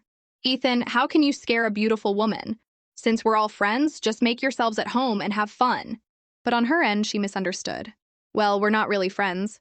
We're not that close, so we can't be too much trouble for you. Just as his friend was about to make a tactful retreat, he followed her to the changing room. As she was struggling with her belt, the thought of Ethan made her mind a mess. But who cares, I'm just annoyed. The moment he heard the word annoyed, he couldn't help but hug her from behind. Unconsciously, his cold body pressed against hers. His breath was so close, and Sienna could only stand there, frozen. With a click, she opened her eyes and saw the gentle hand around her waist. She leaned back, then pushed him away. It's done, thank you. But he grabbed her hands again, holding her tight. Weren't you trying to get my attention just a couple of days ago? A day has passed, and now you have nothing to say? The dead memory suddenly attacked her, and she struggled to push him away, but his height and strength easily overpowered her. Just then, his friend came looking for them. You two, are you done yet? Sienna lowered her head in shame, her body instinctively pressing back against him. A grin spread across his face. Not done. What's the rush? Now was her chance. She pinched his thigh. That pinch completely undid him. He lifted her up, his mind in a state of chaos. But Sienna just stood there, dazed, and took a deep breath, getting angry. That's when he stopped teasing her. But her heart was still pounding like crazy. If I sleep with you, will you be responsible? That finally got him hooked. He thought teasing her would make her back down, but she just jolted. Her beautiful eyes filled with his reflection. His gaze on her lips grew more intense, and the hand on her waist pulled her closer, any remaining shred of sanity crumbling. His other hand cupped the back of her head, and he leaned in. Sienna was so scared she yelped. "Your watch is so cold!" Snapped him out of it. He put her down, and the playful girl's face began to burn. After adjusting his tie, he ran out. But her fallen look, her crazy heart, he was so close to kissing her. It wasn't until Sienna smoothed down her clothes and walked to the riding arena, her hair a mess, that she started complaining. Ethan's temper is so bad, but his gentlemanly scent was still pleasant. But when he led a horse over and stood waiting for her, she had a change of heart and started to run. Suddenly not so pleasant, better escape. Her friend frantically tried to signal her, but she was caught by Ethan. "Sienna Zhang, get on the horse." She was so scared she practically knelt, not daring to argue. He held out the reins. "Are you going to get on yourself, or do I have to help you?" That made her immediately back down, asking to be lifted up like a princess. But he just closed his eyes and ignored her. Still, as she stumbled onto the horse, he reached out and supported her leg. As she was still in a daze, his other hand gave her a boost, and she was steadily on the horse. She was so touched she thought she was hallucinating. But Ethan was already smitten, looking up at her and baring his heart. "If you want to learn to ride, just come to me next time. And stop flirting with everyone. I'm not a saint." The impossibly beautiful Sienna couldn't believe it. Did he just smile? Did he actually smile at me like that? After the New Year's holiday, Sienna was under immense pressure. Her good mood was shattered by the word marriage. Her mother's calls about blind dates were a relentless assault. She answered the phone and immediately started formulating a plan. "Yi, when are you coming home for the new year? Our principal's son is back from studying abroad." Sienna closed her eyes and went for the preemptive strike. "Mom, I'm busy. I have a boyfriend. If I go on a blind date, he'll get angry." But the more she tried to brush it off, the more her mother insisted. "Stop saying you have a boyfriend. If you do, bring him home for the new year." This pushed Sienna to the edge. She remembered a photo from a press conference and sent a picture of the handsome, imposing man to her mother. "Look, this is your son-in-law, 27, his family owns a bank." But her mother countered with a picture of a popular idol. "This is your new stepfather." Sienna was out of options. The next day, she obediently went to meet the blind date. "Mr. Yu, sorry I'm late." The man was ordering, so Sienna just lowered her head and played with her phone. She had nothing to say. And as the awkwardness grew, she scrolled to the picture of Ethan she had saved yesterday. They're both wearing glasses, but their auras are completely different. As she was comparing the picture of Ethan to her blind date, he spoke. "I was forced to come here by my family." Sienna breathed a sigh of relief, instantly relaxing. "I'm only 25, I'm not at the age for blind dates." The man beside her agreed, saying he had no intention of settling down and was going to the US for a study tour after the new year. "We'll just tell our families we're better off as friends." Sienna wholeheartedly agreed. As she was leaving, he suddenly called out to her, "Miss Jung, you probably don't lack for suitors. So I was thinking, could it be that you have someone impossible in your heart?" His words stunned her. Looking at the warm, sun-drenched maple trees across the street, she thought of that impossible person, of him. But there was no future for them. Still, she inexplicably looked across the street and saw Ethan, his eyes dark with exhaustion, standing there watching her. Realizing what was happening, she started to back away. Did he see everything? If I run now, will it look like I'm guilty? Ethan, worried his exhausted state would scare her, quickly sent a text, "Don't move." When the light turned green, he put his phone away and walked across the street, catching up to her at the bustling corner.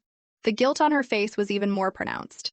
He walked up to her, and she was about to say, "That thing with Owen was just an act, I was forced into it."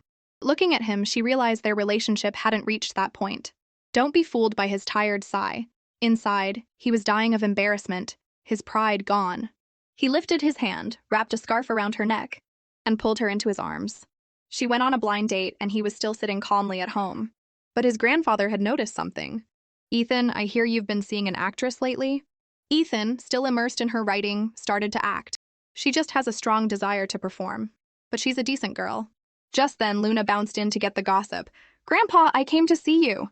The old man's face lit up. "Luna is the best. Not going out with your boss anymore?" "Sienna went on a blind date," Luna blurted out. The words hung in the air, and Ethan's face instantly turned to ice. But it just made his grandfather laugh.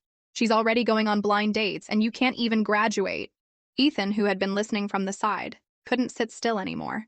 He came over and gave Luna a light tap. "You're being nosy." 2 hours later, Ethan had caught up to his little darling and was out of breath, still holding her, his face grim. "Stay with me." She was scared and tried to pull away. Stay for what? I'm busy. He was about to lose his temper, blocking her way as if demanding an explanation. Busy with blind dates? But Sienna didn't feel there was anything to explain, and her voice grew smaller as she tried to avoid him. That was my mom's boss's son. We even took calligraphy classes together as kids. Seeing him get closer, she stopped being scared and grabbed his arm. Ethan, don't you believe me? Then she took a small step back. Ethan, are you angry? But his tail was already wagging, and his mouth was still stubborn. Amidst her sweet cooing, he finally gave in. She just had to look up at him with her big doll-like eyes, and he was completely disarmed, gently pulling her close. A little fox is just after money or affection. If it's money, I have plenty. If it's affection, who knows who's getting the better deal. Seeing Ethan smile foolishly, already thinking of names for their children, Sienna felt a little creeped out. His hand gently brushed her ear, his eyes full of a dangerous glint. Since you're so free, why can't you stay with me? Sienna was speechless again. She had definitely overdone it this time. As angry as Ethan was, he was also just trying to appease himself. What's the status of the Cloud Create IP? Come to Cloud Create tomorrow and work overtime. The next morning, Sienna obediently reported for duty. Seeing her arrive, Ethan loosened his tie, revealing his tempting Adam's apple, and struck a pose. His little darling kept peeking out, and when he turned his head, she giggled, her red makeup vibrant as she walked in. Ethan, I'm here to work overtime with you. Little Ethan blushed, completely captivated by her. But compared to his business dealings, this was the prize worth betting on. And for this woman, this Oscar-worthy actress he couldn't figure out, he was willing to risk it all. Under her spell, he smiled and held out his hand. Come here. This man was finally making his move on Sienna. He had her come in for overtime and assigned her a 3T by file. Sienna was on the verge of tears. Ethan, you bastard, you really did just call me into work. In the capitalist's den, she didn't dare complain and just started reading. She went through mountain after mountain of files, but there was no end in sight. She was exhausted, dizzy, and seeing stars. She took a break and snuck a peek at Ethan. So much time had passed, and he was still sitting there, occasionally tapping his keyboard. Was he playing Minesweeper behind that screen? But as she got more and more engrossed, he caught her staring. He raised an eyebrow and asked. Caught in the act, she quickly went back to work. No, but he saw right through her. Then why do you keep looking at me? She dropped the act, looked him straight in the eye, and boldly admitted, What's wrong with looking at you? If you weren't looking at me, how would you know I was looking at you? The next second, she smirked playfully. It's because you're so delicious, Mr. She, I just have to look. Then she proudly lifted her chin and went back to work. His eyes darkened. He hadn't expected this little fox to dare to play with fire, to call him delicious. A burning sensation spread through his chest. He put down his work and sat down next to her. Sienna jumped, her heart pounding like crazy. Why did he suddenly come over here? He closed his eyes, slowly took off his glasses, and then turned, transforming into a preening peacock. It rendered her speechless. I've looked, but he wrapped his arm around her neck, pulling her into his arms in an instant, and said with squinting eyes, You look and then you hide? You're not going to let me look back? The sudden move made her face flush. I'm afraid you'll get addicted to my beauty and won't be able to pull yourself away. He was once again amused and ruffled her hair. I'm addicted. What are you afraid of? He squinted at her. Afraid I'll eat you? Her brain short-circuited, and her next words were an automatic reply. Wow, I'm so excited, Mr. Shy. He pinched her soft pink cheek. Have you no shame? She couldn't take it anymore and stood up to leave. You're so annoying! But she was a step too slow. He was taller and longer-limbed, and he easily pulled her onto his lap. What I said. Did you hear? She became obedient. I heard. You told me to come work overtime, so I came. He twirled a strand of her hair. Oh, well, I'm actually a little hungry now. Seeing his predatory look, she panicked. Is this moving too fast? Is this a CEO thing? Office play? But just as he was about to make his next move, she tried to pry his hands off, but she couldn't. With a small grunt, she made him blush. Mr. Shy, it's broad daylight and we're in the office. This isn't very appropriate, is it? He had already lifted her up and settled her on his lap, holding her tight. What's not appropriate? Who said you can't do it in the office during the day? He then buried his face in her shoulder and murmured, It's because reporter Jung is so delicious. She was so scared she was seeing double, and she was on the verge of screaming, when she forcefully pushed him away. Oh God, my own words came back to bite me. This pervert Ethan is the worst. Ethan's heart-stopping moment has arrived. When the proud Ethan turned bad to the bone, pressing against Sienna, she was dying of embarrassment. After her half-hearted resistance, She realized he was just enjoying her cute expression. But as his advances brought their noses together, a flustered Sienna covered his mouth. If you keep talking like that, I'm going to have an urgent need to go to the restroom. But he just held her waist tighter, questioning her softly. So you have that kind of fetish? Sienna knew she was no match for him and started pushing frantically. Ethan, you bastard, stop talking about office play and let me go, to the restroom. He closed his eyes, a smile playing on his lips. He then stood up, set the little fox down, and took a step back. What were you thinking? Pack up your things and go eat at that table. Sienna saw the food and was stunned. He paused. Does your company not allow eating in the office during the day? Do you prefer to eat in the restroom? That shut her up completely. So it was about the office, not play? That jerk, Ethan, I never realized he was this bad. Looking at the 6 dishes and 1 soup, she started inhaling her food like a storm. This was high energy fuel, and she needed to replenish her brain power and stamina to face him again. But as she ate with gusto, small food baby popped out, which made him stare for a moment, and then smile indulgently. He turned away. I'm going to a meeting. Do you usually have dessert after your meal? The moment she said yes, he hummed, Are little cakes okay? Sienna was speechless. Mortified again, she had lost another round. Unsure of her next move, Sienna messaged her college strategist, Brianna. I think I've strayed from the auntie path and am heading straight for Crazy Town. But her friend replied instantly, Did you sleep together? Sienna quickly tried to cover her tracks, writing a long, exaggerated story, keeping the key details vague. Full and satisfied, she started to feel sleepy. That evening, Ethan finished his meeting and opened his office door with his executives in tow, only to find Sienna napping on the sofa. He blocked the door, his eyes turning cold. We'll continue in 2 hours. He then gently closed the door, leaving his executives stunned outside. He walked over to her and crouched down, noticing she was sleeping with her legs crossed and her hair trapped underneath her. She's going to get a stiff neck like that. He gently lifted her head to free her hair. In her sleep, she mumbled, Ethan, you jerk. You tricked me. You're bad. He tried to pull his hand away, but accidentally brushed against her soft skin. His heart pounded and he looked away. Mortified, he was completely smitten. Don't move, just lie down. Just then, she turned her head and consciously pushed him away. I don't want to be friends. Sienna suddenly rolled over and he lurched forward, their 2 hearts colliding. He was completely undone. Looking at her soft pink lips, her fluttering eyelashes were so tempting. But the disciplined Ethan just put his coat on her and sat down. He crossed his legs, feeling like he was going crazy, and just tried to endure it. Sienna Zheng, I guess I walked right into this trap. Ethan, being a normal man, went to the restroom to splash some water on his face and cool down. When she woke up with a start, it was already evening. A message from her strategist came through. Just for his looks, it's not a loss. I'm rooting for you to marry into a rich family and hit the jackpot. Sienna paused the voice message and looked around for him. Suddenly, he turned on a light in the corner, and she was instantly illuminated. He walked over, his face still wet. You're awake? Sienna started to sweat. Did he hear that voice message? What are you doing here? He slowly put on his glasses. This is my office, not yours. She was terrified. You just... He looked straight into her eyes. Washed my hands, what's wrong?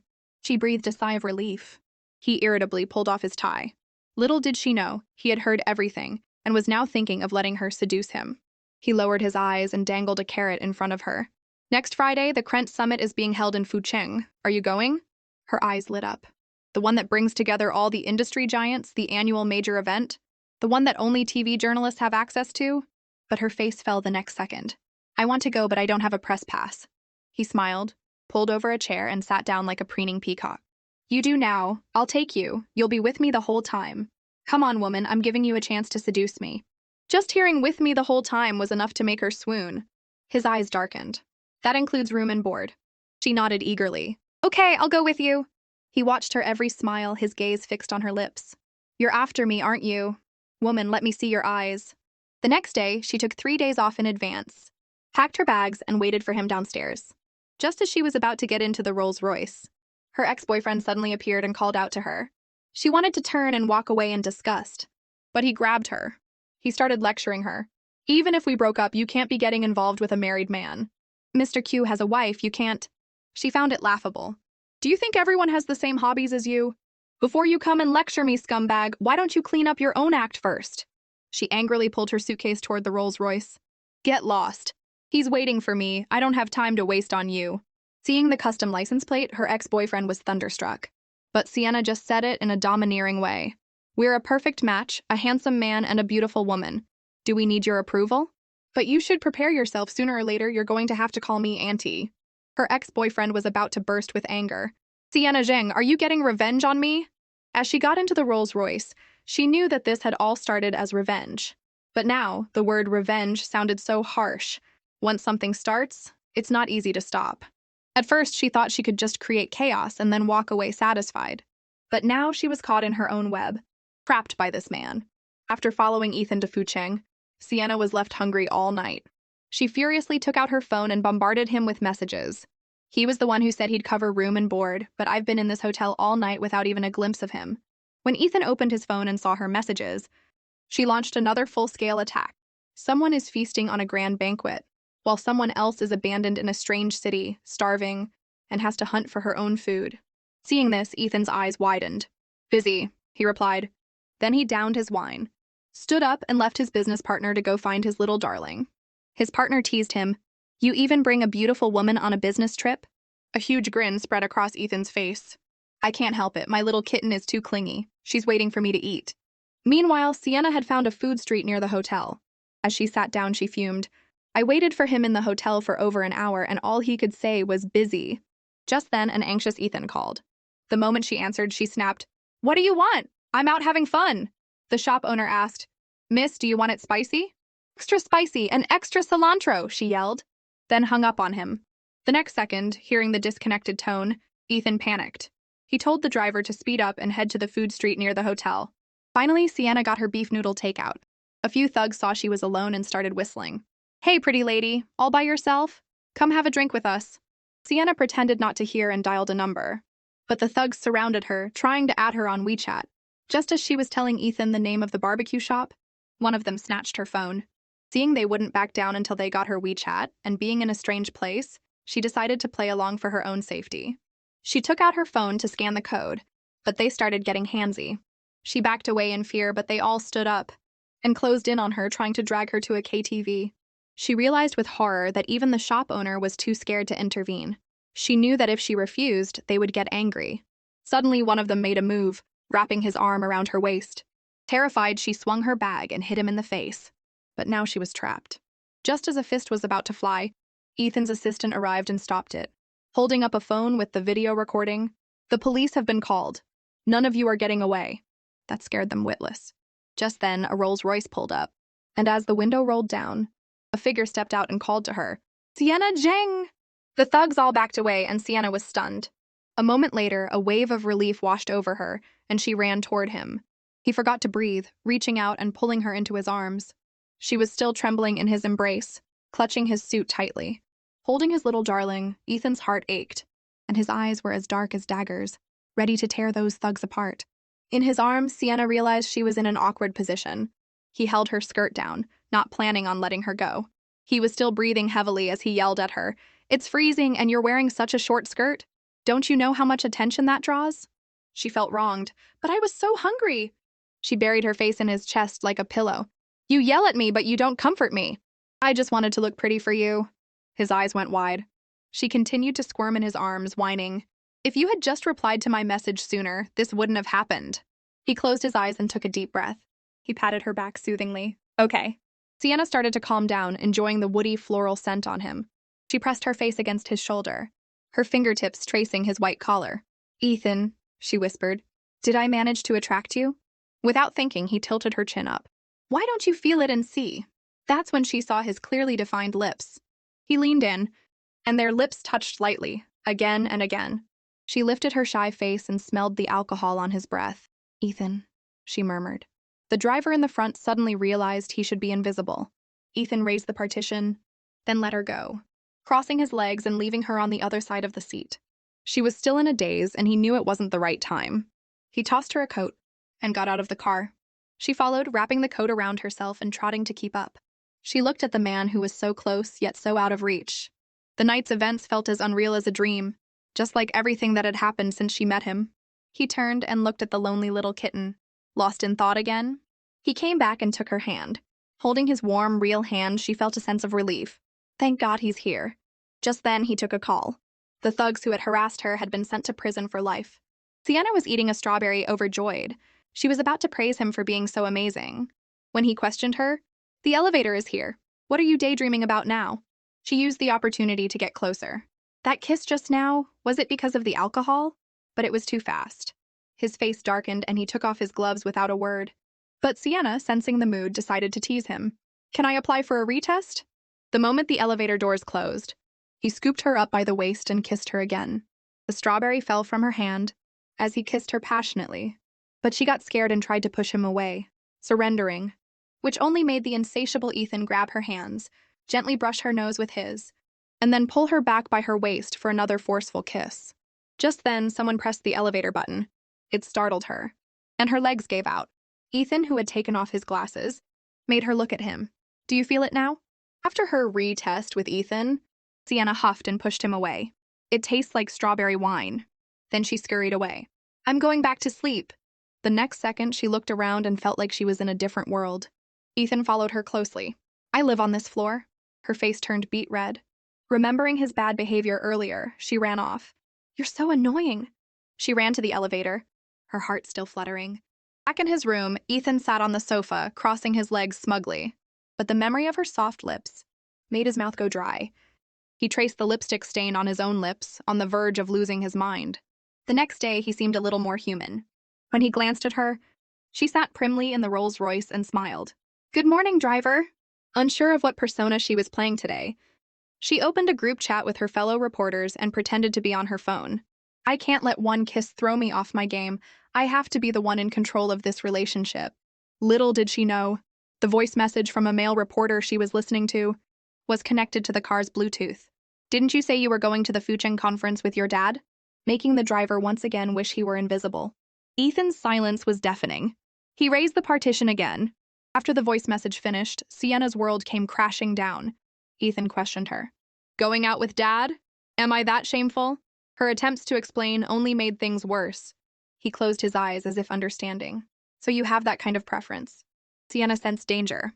She saw him nodding repeatedly, his words crazed. "So you like to call me Daddy." She wanted to dig a hole and hide. She'd better behave, or he really would make her call him that. The financial conference officially began, and they walked in one after the other, becoming the center of attention. Sienna was so happy she hummed a little tune as she went up to the second floor and took the best seat. Sitting in the front row like a fox borrowing a tiger's mite, she was completely captivated by the gathering of industry giants. The little kitten was so well behaved that Ethan wasn't used to it. A few hours later, she started fidgeting, curling into a ball. As her period cramps hit, she anxiously tugged at the tablecloth and a warm hand covered hers. "You've been fidgeting this whole time. What's wrong?" The pain was getting worse. She bit her lip as another wave hit. She gripped his sleeve, her voice trembling. "After this session, I want to go back to the hotel." He worriedly checked her forehead. "No fever, but you're sweating." He even brought her legs together and asked coaxingly, "What's wrong?" She just couldn't bring herself to say it. "Last night was too intense. It made my period come early." The moment he realized she was in pain, Ethan wanted to leave the conference and go back to the hotel to take care of her. But a business partner invited them to dinner. Ethan smiled and declined. "She's very delicate. She's not feeling well, so she probably can't make it." Just then, his assistant whispered in his ear, "Mr. Shai, the hotel front desk just called. Miss Jung's painkillers have been left at her room door." Meanwhile, the little kitten was writhing in pain on the bed, whimpering. The more she tried to sleep, the worse it got, and she couldn't get up to get the painkillers at the door. She fumbled around and felt a warm hand and a cool phone. She was about to say thank you when her eyes flew open. She turned over and saw him crouching by her bed. "Then what are you doing here? You scared me to death." He wiped his hands with a white towel. "Check your phone." "If I hadn't come in, were you just going to let yourself waste away?" Her head was spinning, and a sharp pain shot through her stomach. She shakily sat up. He poured a single ibuprofen into his palm, glanced at the instructions for her size. One should be enough. And brought the pill to her lips, gently tilting her chin to help her take it. As he pulled his hand away, he was lost in thought, remembering the soft touch from the other night. Sienna, still dazed, murmured, "Ethan, water." His throat tightened. He watched her gulp down the water, his conscience telling him he couldn't take advantage of her. He had to have some self-control. He took the glass from her. "You still haven't told me? Is it a stomachache, a headache, or something else?" His words made her so embarrassed she burrowed under the covers. "Thank you. Ugh, it's just period cramps." Even then, his words were sharp, but his heart was soft. Tomorrow, you'll go out in a short skirt and short sleeves again. He sighed, took out a handkerchief, and wiped the sweat from her forehead. But you don't look good if you don't wear a skirt, he said tenderly. Hearing this, her pain instantly vanished. She slowly snuggled into his arms. Then comfort me a little more and it won't hurt anymore. He saw her playful side and stroked her hair. How do you want me to comfort you? This delighted her, and she decided to teach the clueless man a thing or two. You should say, how can I be seeing an angel before I've even gone to heaven? That made the CEO jump to his feet. She was startled and didn't dare say another word. He walked over to the sofa, took off his jacket, sat down, crossed his legs, and loosened his tie. Just when she thought he wouldn't play along, he covered his mouth, turned his head, his face slightly red, and whispered, Angel. After her cramps subsided, she happily dragged him to his penthouse to watch a movie. She gleefully took a picture and posted it, then saw his comment, It's so late and your dad is still watching movies with you? He had even liked it. Her face flushed, and she looked at him. He put down his phone and looked at her. Watch the movie. Her heart was pounding. Is he silently agreeing to be with me? Is he happy too? Finally, she bravely spoke up. Wow! The back and forth between the main characters at the beginning is so good. Love at first sight, I believe in love again. He crossed his legs. That scene was the heroine's imagination. The male lead is dead. She was instantly embarrassed. She took out her phone, checked the movie reviews, and confirmed she hadn't chosen the wrong film. It was like a revelation. I didn't choose the wrong one. That made him laugh.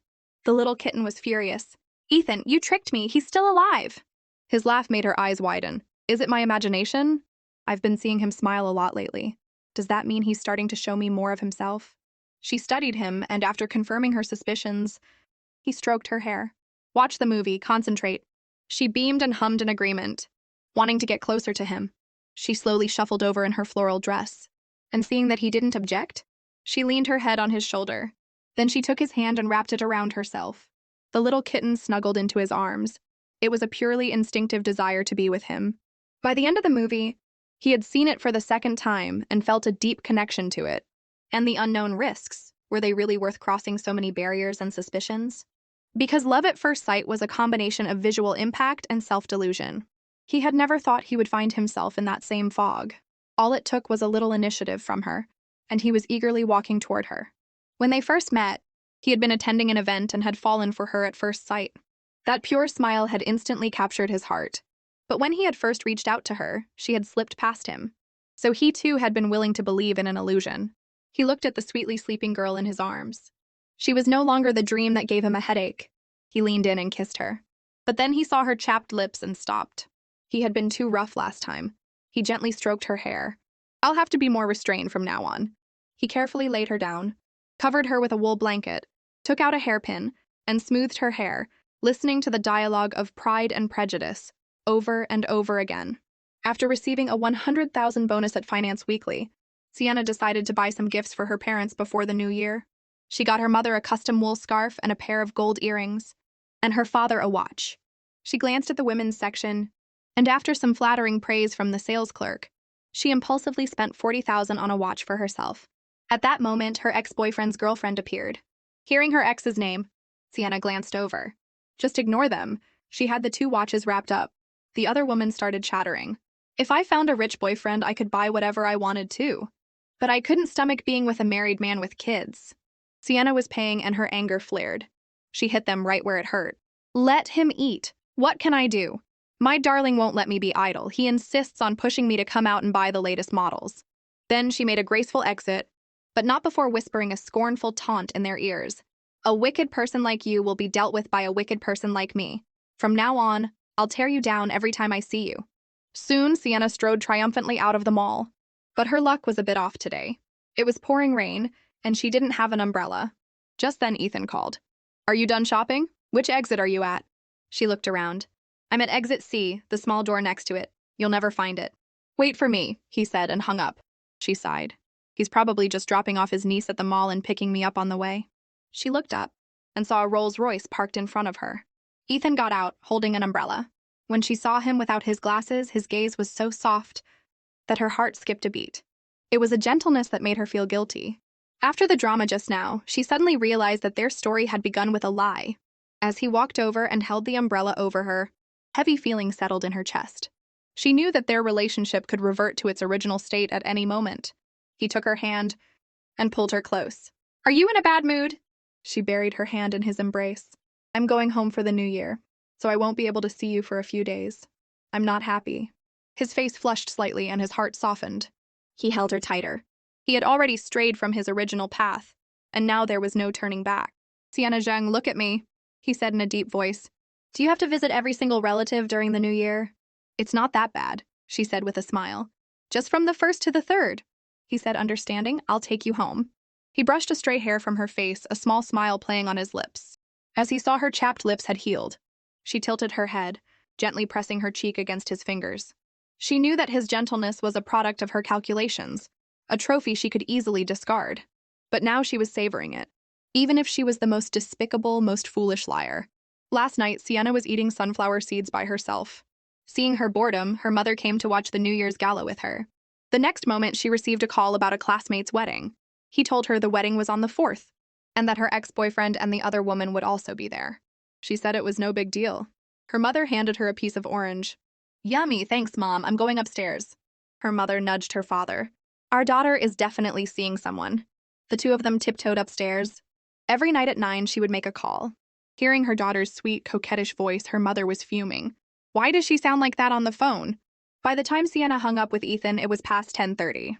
Because of his voice, hearing about her ex-boyfriend no longer bothered her. He had unknowingly become an insignificant part of her life, and there was no point in seeking revenge anymore. Missing him, she opened her contacts and scrolled through their call history.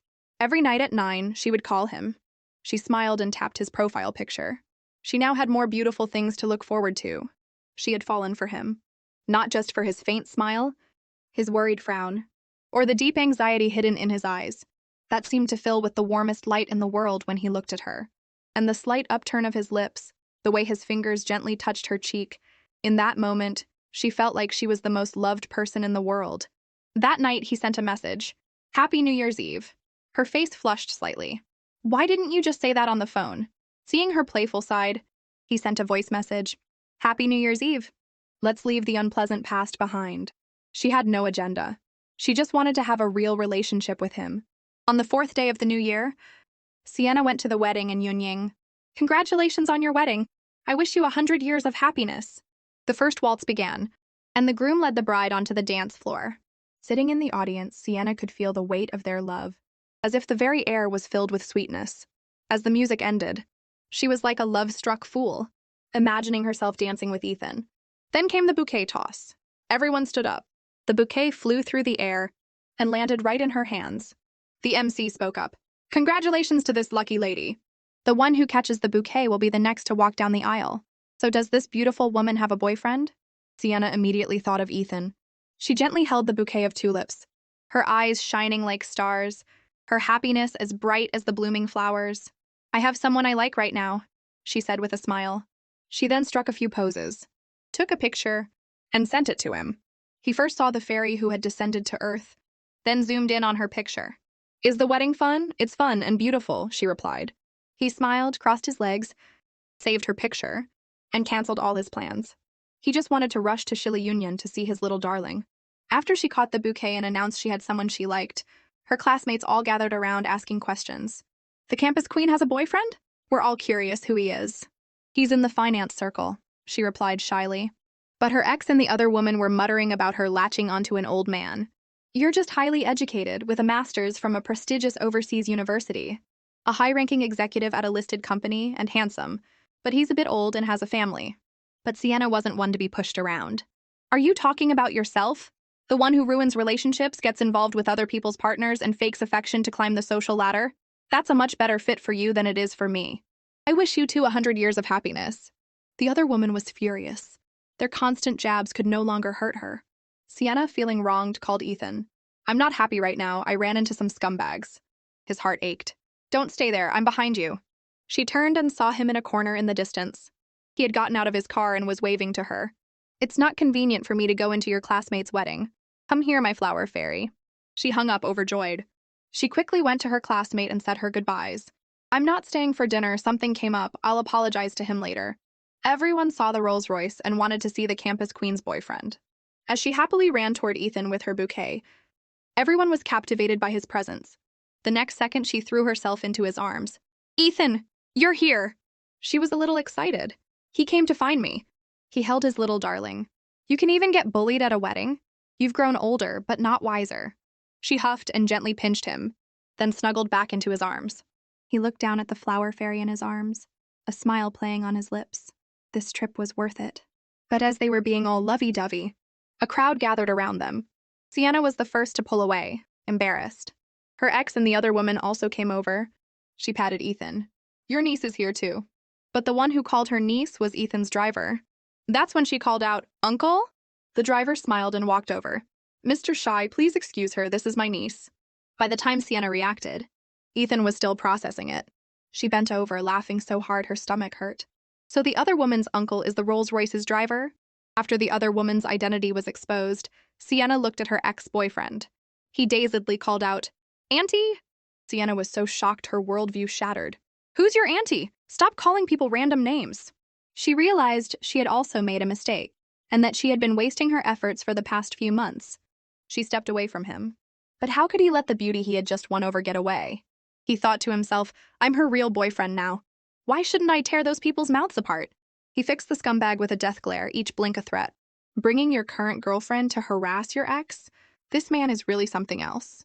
Seeing her anxiety, he gently squeezed her hand and pulled her close. "Get in the car, I'll take you away." She looked at him in surprise as he opened the car door for her. The driver, seeing his boss's dark mood, knew his job was on the line. "Hey, look what you've done! Apologize to Mr. Shy!" When everyone heard that Ethan was the CEO of Prestige Bank, the scumbag was so scared he bowed 90 degrees. "I'm sorry." But that just made Ethan even more annoyed. His face darkened. The scumbag started trembling. Seeing his grim expression, he tried again, this time to her. Sienna turned her head. The other woman and the scumbag knelt on the ground. "I'm sorry, Sienna Zheng. I shouldn't have let Coco spread rumors about you in public. It was my mistake. Miss Zheng, please be the bigger person and forgive my recklessness." Ethan's eyes were icy. He still felt he was getting off too easy. Just then, she squeezed his hand.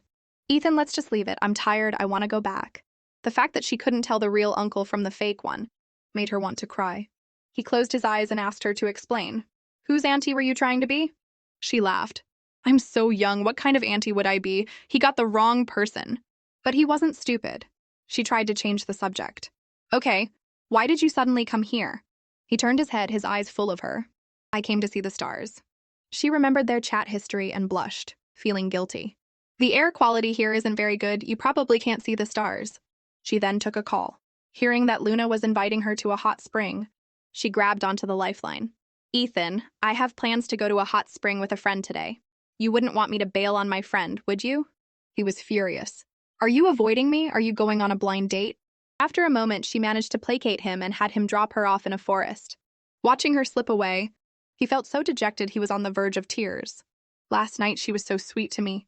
Just now she was hugging me, and now she's like a frightened bird, avoiding me at all costs. Does that man still have such a hold on her emotions? Has she not let him go?" Meanwhile, Sienna's mind was also in a mess. Even though she had expected the worst, the even more absurd truth was still a shock. She didn't know how to face it, how to find a reason that made sense to herself.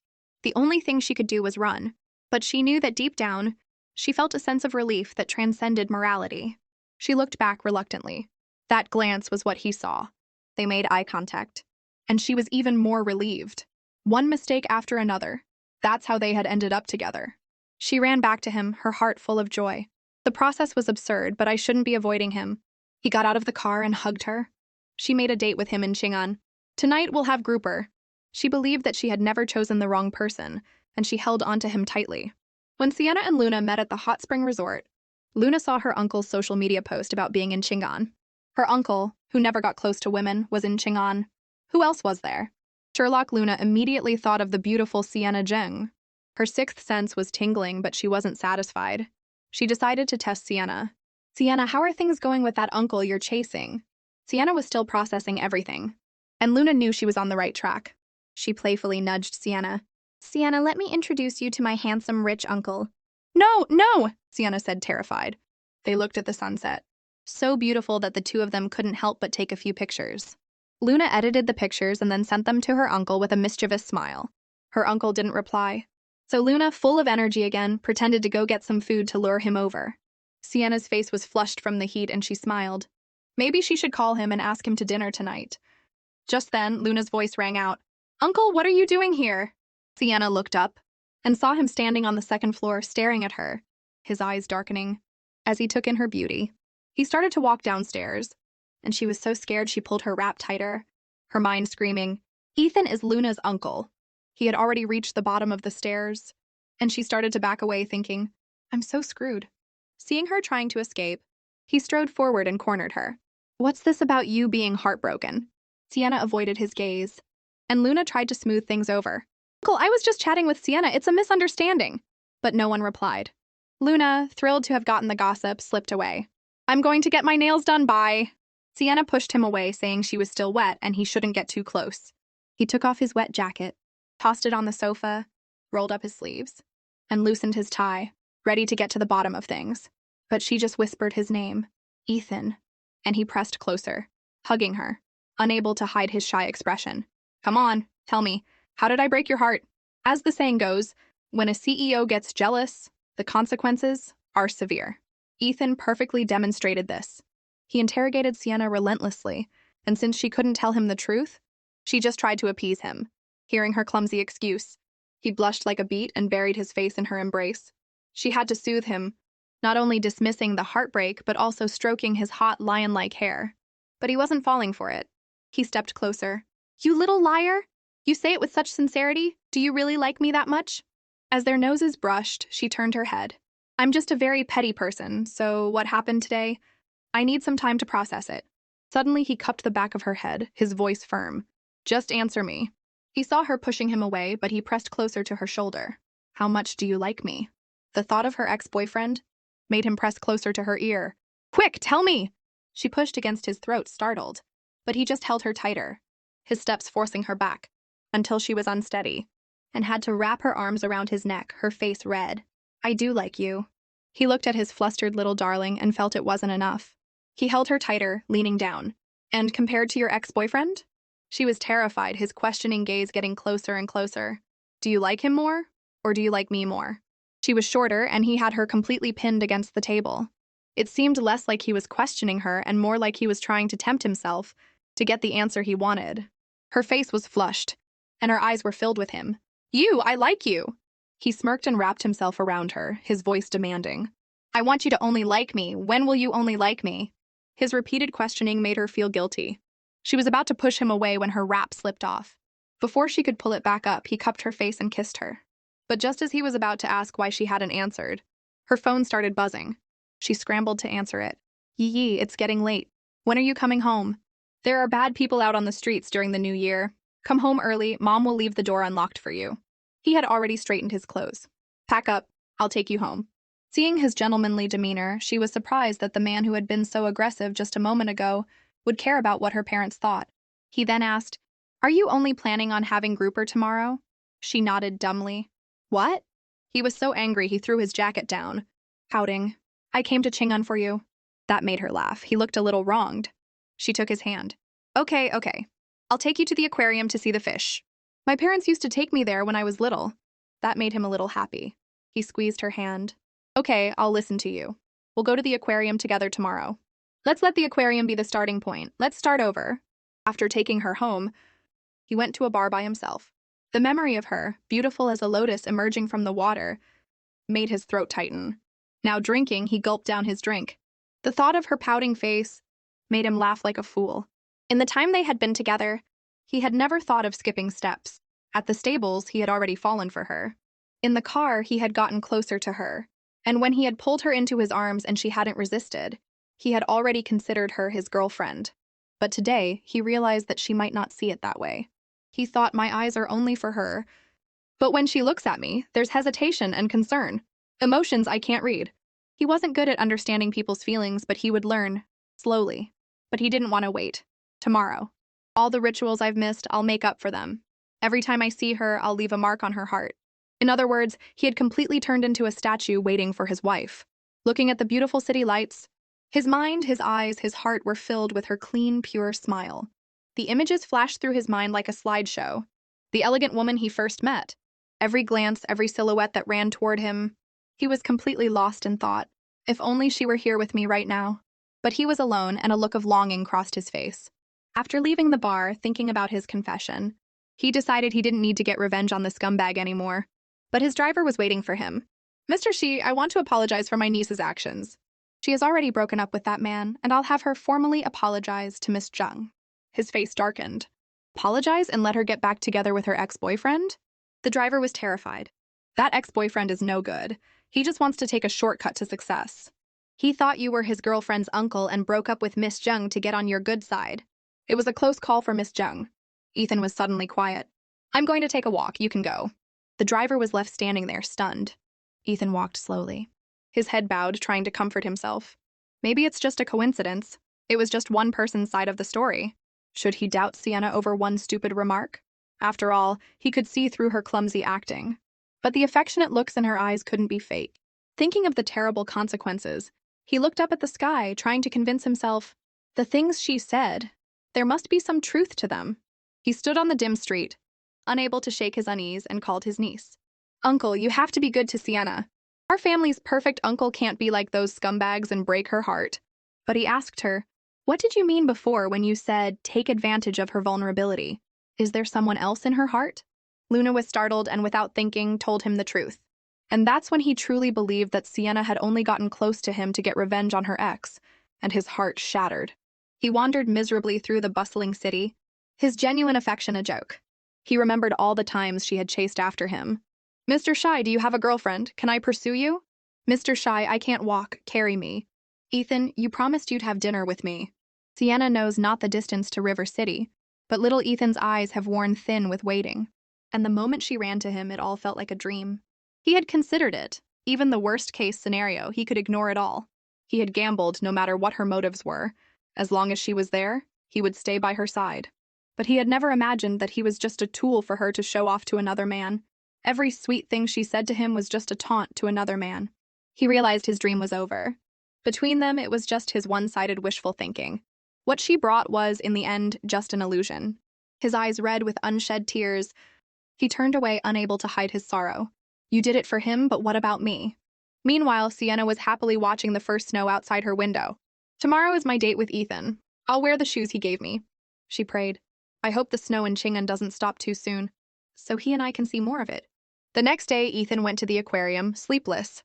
He realized he had been continuously raising the stakes in his gamble with Sienna, even though he had known all along that her every smile was just a carefully crafted illusion. He stared at her in the distance, her face red from the cold, but still breathtakingly beautiful. He had let her cheap tricks, lead him to make one emotional decision after another, and now he was about to lose everything. He looked ahead, a bitter smile on his face. His expression hardened, and he sobered up from the fantasy. "It's time to cut my losses." He looked at her pacing in the rain, and wanted to know what she was thinking, if he was just a tool for her revenge. The more he thought, the more he bowed his head. Sienna, however, was getting anxious, seeing that he still hadn't shown up. He watched her, visibly agitated, and felt that this pointless waiting was a punishment for both of them. As time ticked by, she called him. "Are you not coming?" He was standing in a dark corner. "Am I supposed to come and play a part in your act?" he said in a low voice. He closed his eyes, still hoping. "Sienna Zheng, give me a reason. At least give me one denial." But all he heard was, "I'm sorry." Hearing those two faint words, the light in his eyes slowly faded, until it was completely gone. He knew there was no reason to stay. He turned and walked away back to River City without a second glance. In the rain, she heard the dial tone. She had known all along. He knew the truth, and he wasn't coming. She had thought that if she just didn't say it, the hurt, the lies wouldn't exist. But you can't wrap fire in paper. From the moment she decided to use him, the secret had been a thorn between them, making it impossible for them to have a truly equal relationship. This day was always going to come. The one whose lies were exposed had no power. The rain fell harder, the sound of it hitting the ground bringing her back to her senses. "It's all over. Go home." Just then, a staff member approached her. "Miss, you've been standing here for a long time. This place is booked for a private event today. No one is coming in. The owner has already left and we need to clean up. I don't know how long it's going to take to clean up all these flowers." Hearing private event, she went inside. The aquarium was a sea of blue, filled with blooming blue roses, all prepared by him. The meaning of blue roses is secret love and loyalty. She realized then that he had wanted to give their relationship a precious ritual to convey his vast and restrained affection. Even the clownfish and blue jellyfish were happily circling around her. Looking at the stunning blue ocean, she realized she and Ethan had been just one step away. 3 days after returning from the aquarium, she had been holed up in her attic. Her mother called her to eat, but she wouldn't. Her father made dumplings, but she wouldn't eat. Seeing their daughter about to starve, her mother kicked open the door and threw off the covers. "Time to eat. Do I have to beg you?" But then she saw her daughter's red, swollen eyes. "Honey, what's wrong?" "Nothing, I'm just tired," she said, hiding her face. "Are you unhappy? Is work not going well, or is it something else?" Her mother hugged her. "If work is the problem, let your dad help you. You don't have to stay in the big city. Chang'an is a beautiful place. Mom and Dad will buy you a new house and a new car. Come home. You don't have to suffer like that. Your health is the most important thing." "Mom, I did something wrong," she sobbed, hugging her mother. "So you made a mistake. Who doesn't make mistakes when they're young? Just don't make the same one again." The light had gone out of her eyes. "But there is no again." "Of course there is. Time is hope. There's always hope," her mother said, comforting her. Hopefully there was still hope. She smiled at her mother. "Mom, I'm okay." Hearing this, her mother took out her phone, a maternal smile on her face. "Come on, get up and eat. And forward the voting link for the most popular teacher at Chang'an First Middle School to your friends and vote for me." Meanwhile, at the racetrack, Ethan was scrolling through his messages all day. He went through his chat history with Sienna, then opened her social media and saw the new voting post. He was so angry he was about to explode. Hearing his friend complain that racing was more heartless than women, he threw his phone down. "It is heartless and ungrateful." Then he got a call from his niece. Luna's stomach problems were acting up again and she wanted to take a month off. He told her to just quit. By the time the New Year holiday was over, Sienna still hadn't contacted him. Back in River City, she threw herself into her work. Everything was slowly getting back on track, including the follow-up work for Cloud Create that she had to face. Just then, Luna came to tell her she was quitting. Sienna was stunned. "Sienna, my health isn't good, so I'm going home to rest. We'll get dinner sometime." She grabbed her arm. "Did your uncle approve of you quitting?" Luna smiled. "He was the one who told me to." Until now, his departure hadn't felt real. But now, with Luna leaving, she truly felt it. He wanted to cut all ties with her. The next day, she went to Cloud Create. Unlike any other time, she came with a personal agenda and with a sincere heart. Even though she had made an unforgivable mistake, she still wanted to hold his hand, to embrace him, to tell him everything that was in her heart, just like before. Even if that impulse was as selfish as ever. Just then, the business partner saw her. "Miss Sienna Zheng?" Ethan turned his head slightly. In that moment, she wanted to see him so badly. She liked him so much. She didn't want there to be no again for them. When Sienna came back to apologize, he was walking past her after finishing an interview. She watched him get closer and closer, full of hope. "I was the one who was wrong. My appearance in his life was a disaster for him." She remembered their first time at the stables. His penthouse. All the little moments they had shared. Their first kiss. This time, she wanted to be delusional one last time. She liked him, she wanted to be with him. With that thought, she happily walked toward him. "I won't lie to him again." But he walked right past her, each step making her freeze. As he walked into the elevator, her heart turned to ice. Isn't this what I deserve? This is how he's always been. With everyone who isn't important. She had thought she was special. She scrolled through their chat history, her hopes still lingering in the dream of the sea of roses. She felt she should explain. But the "I'm sorry" she sent was mercilessly rejected. Her heart ached as if pierced by a thorn. "I'm meaningless to him now." She went back to the office, found his company's email address, and sat down at her computer to write an apology letter. "I know someone with his personality shouldn't have met someone like me. He must hate me. It wouldn't be dignified to keep bothering him. But at least I should convey my apology." After writing it, her period cramps started early. Before she could take an ibuprofen, the pain was so bad she couldn't even hold a glass of water steady. Seeing the fallen glass, she remembered the last time she was in pain, how he had been by her side, taking care of her. But now she was curled up in a ball and he wouldn't appear again. There really was no again for them. The sense of dependence made her sob, crying like a leaky roof. The emotions she had been suppressing for the past few days finally burst, and she started crying uncontrollably. Just then, a colleague came over. "Sienna Zheng, Professor Jiang has agreed to your interview." She started laughing through her tears. "The one from the US? That's great. I've been trying to get him for a year and he finally agreed." Meanwhile, on the top floor of Prestige, Ethan stood in front of his private jet, remembering the time she had come to find him, As the elevator doors closed, she hadn't even looked back once. Sure enough, I'm insignificant to her. He was drinking at a private club, and in his drunken haze, he saw a woman at 12 o'clock who looked just like her. His heart stopped for a second. But when the person turned around, he turned away in frustration. He stood up to take a walk. It's not her. Even the thought of her made him feel weak, and he didn't want to think about her anymore. He went back to a private residence, and once he got home, he got drunk again. The memories flooded back, and he called out her name, Sienna Zheng. But then he opened his block list. He looked at her profile picture, unblocked her, and scrolled through her social media. Their chat history. Sienna Zheng, was any of it real, even a little bit? As he scrolled to the cheesy pickup lines she had sent him, he shakily took a drink, feeling like a fool, forever believing her. The next second, he blocked her again. But he couldn't help himself. He kept looking at her fake affection. Just then, he received her apology letter in his email. I'm sorry, I have no excuses, and I don't dare to ask for your forgiveness. I hope you never meet anyone like me again in your life. I wish you health and happiness. That's when he finally understood. All her cute, coy behavior was just an act to achieve her goal. As a financial journalist, this was her true tone. If he had realized it sooner, he wouldn't have ended up like this. Her voice echoed in his head, Ethan, Ethan, each call making his bones tingle, until he started hallucinating. Ethan, don't go, okay? He completely lost control and started to cry. He knew he had fallen completely. She would never cry for me. Sleepless all night, he knew he had to do something. He sent her a message. So was any of it real? But the moment he sent it, he received a notification. The other party has enabled friend verification. Seeing this, he exploded with a curse. F! Sienna deleted Ethan's WeChat after a good cry. He had been clean and decisive, while she had been dragging things out. There was no going back for them. She decided it was just an unrealistic dream. And now that she was awake, she had to get on with her life. She went to the embassy to get a visa for her interview abroad. On her way back, she ran into her blind date, Owen. He said he was also going to the US for an academic forum. As he adjusted his glasses, she was reminded of Ethan, but she pushed the thought away. Since it was lunchtime, he invited her for some hot beef hot pot. Luna, who was nearby, saw them go in together. She pretended to be casual and went to investigate. Sienna, what a coincidence! She then sat down between them. Owen gentlemanly asked the waiter for another set of bowls and chopsticks. She immediately sent a message to her uncle.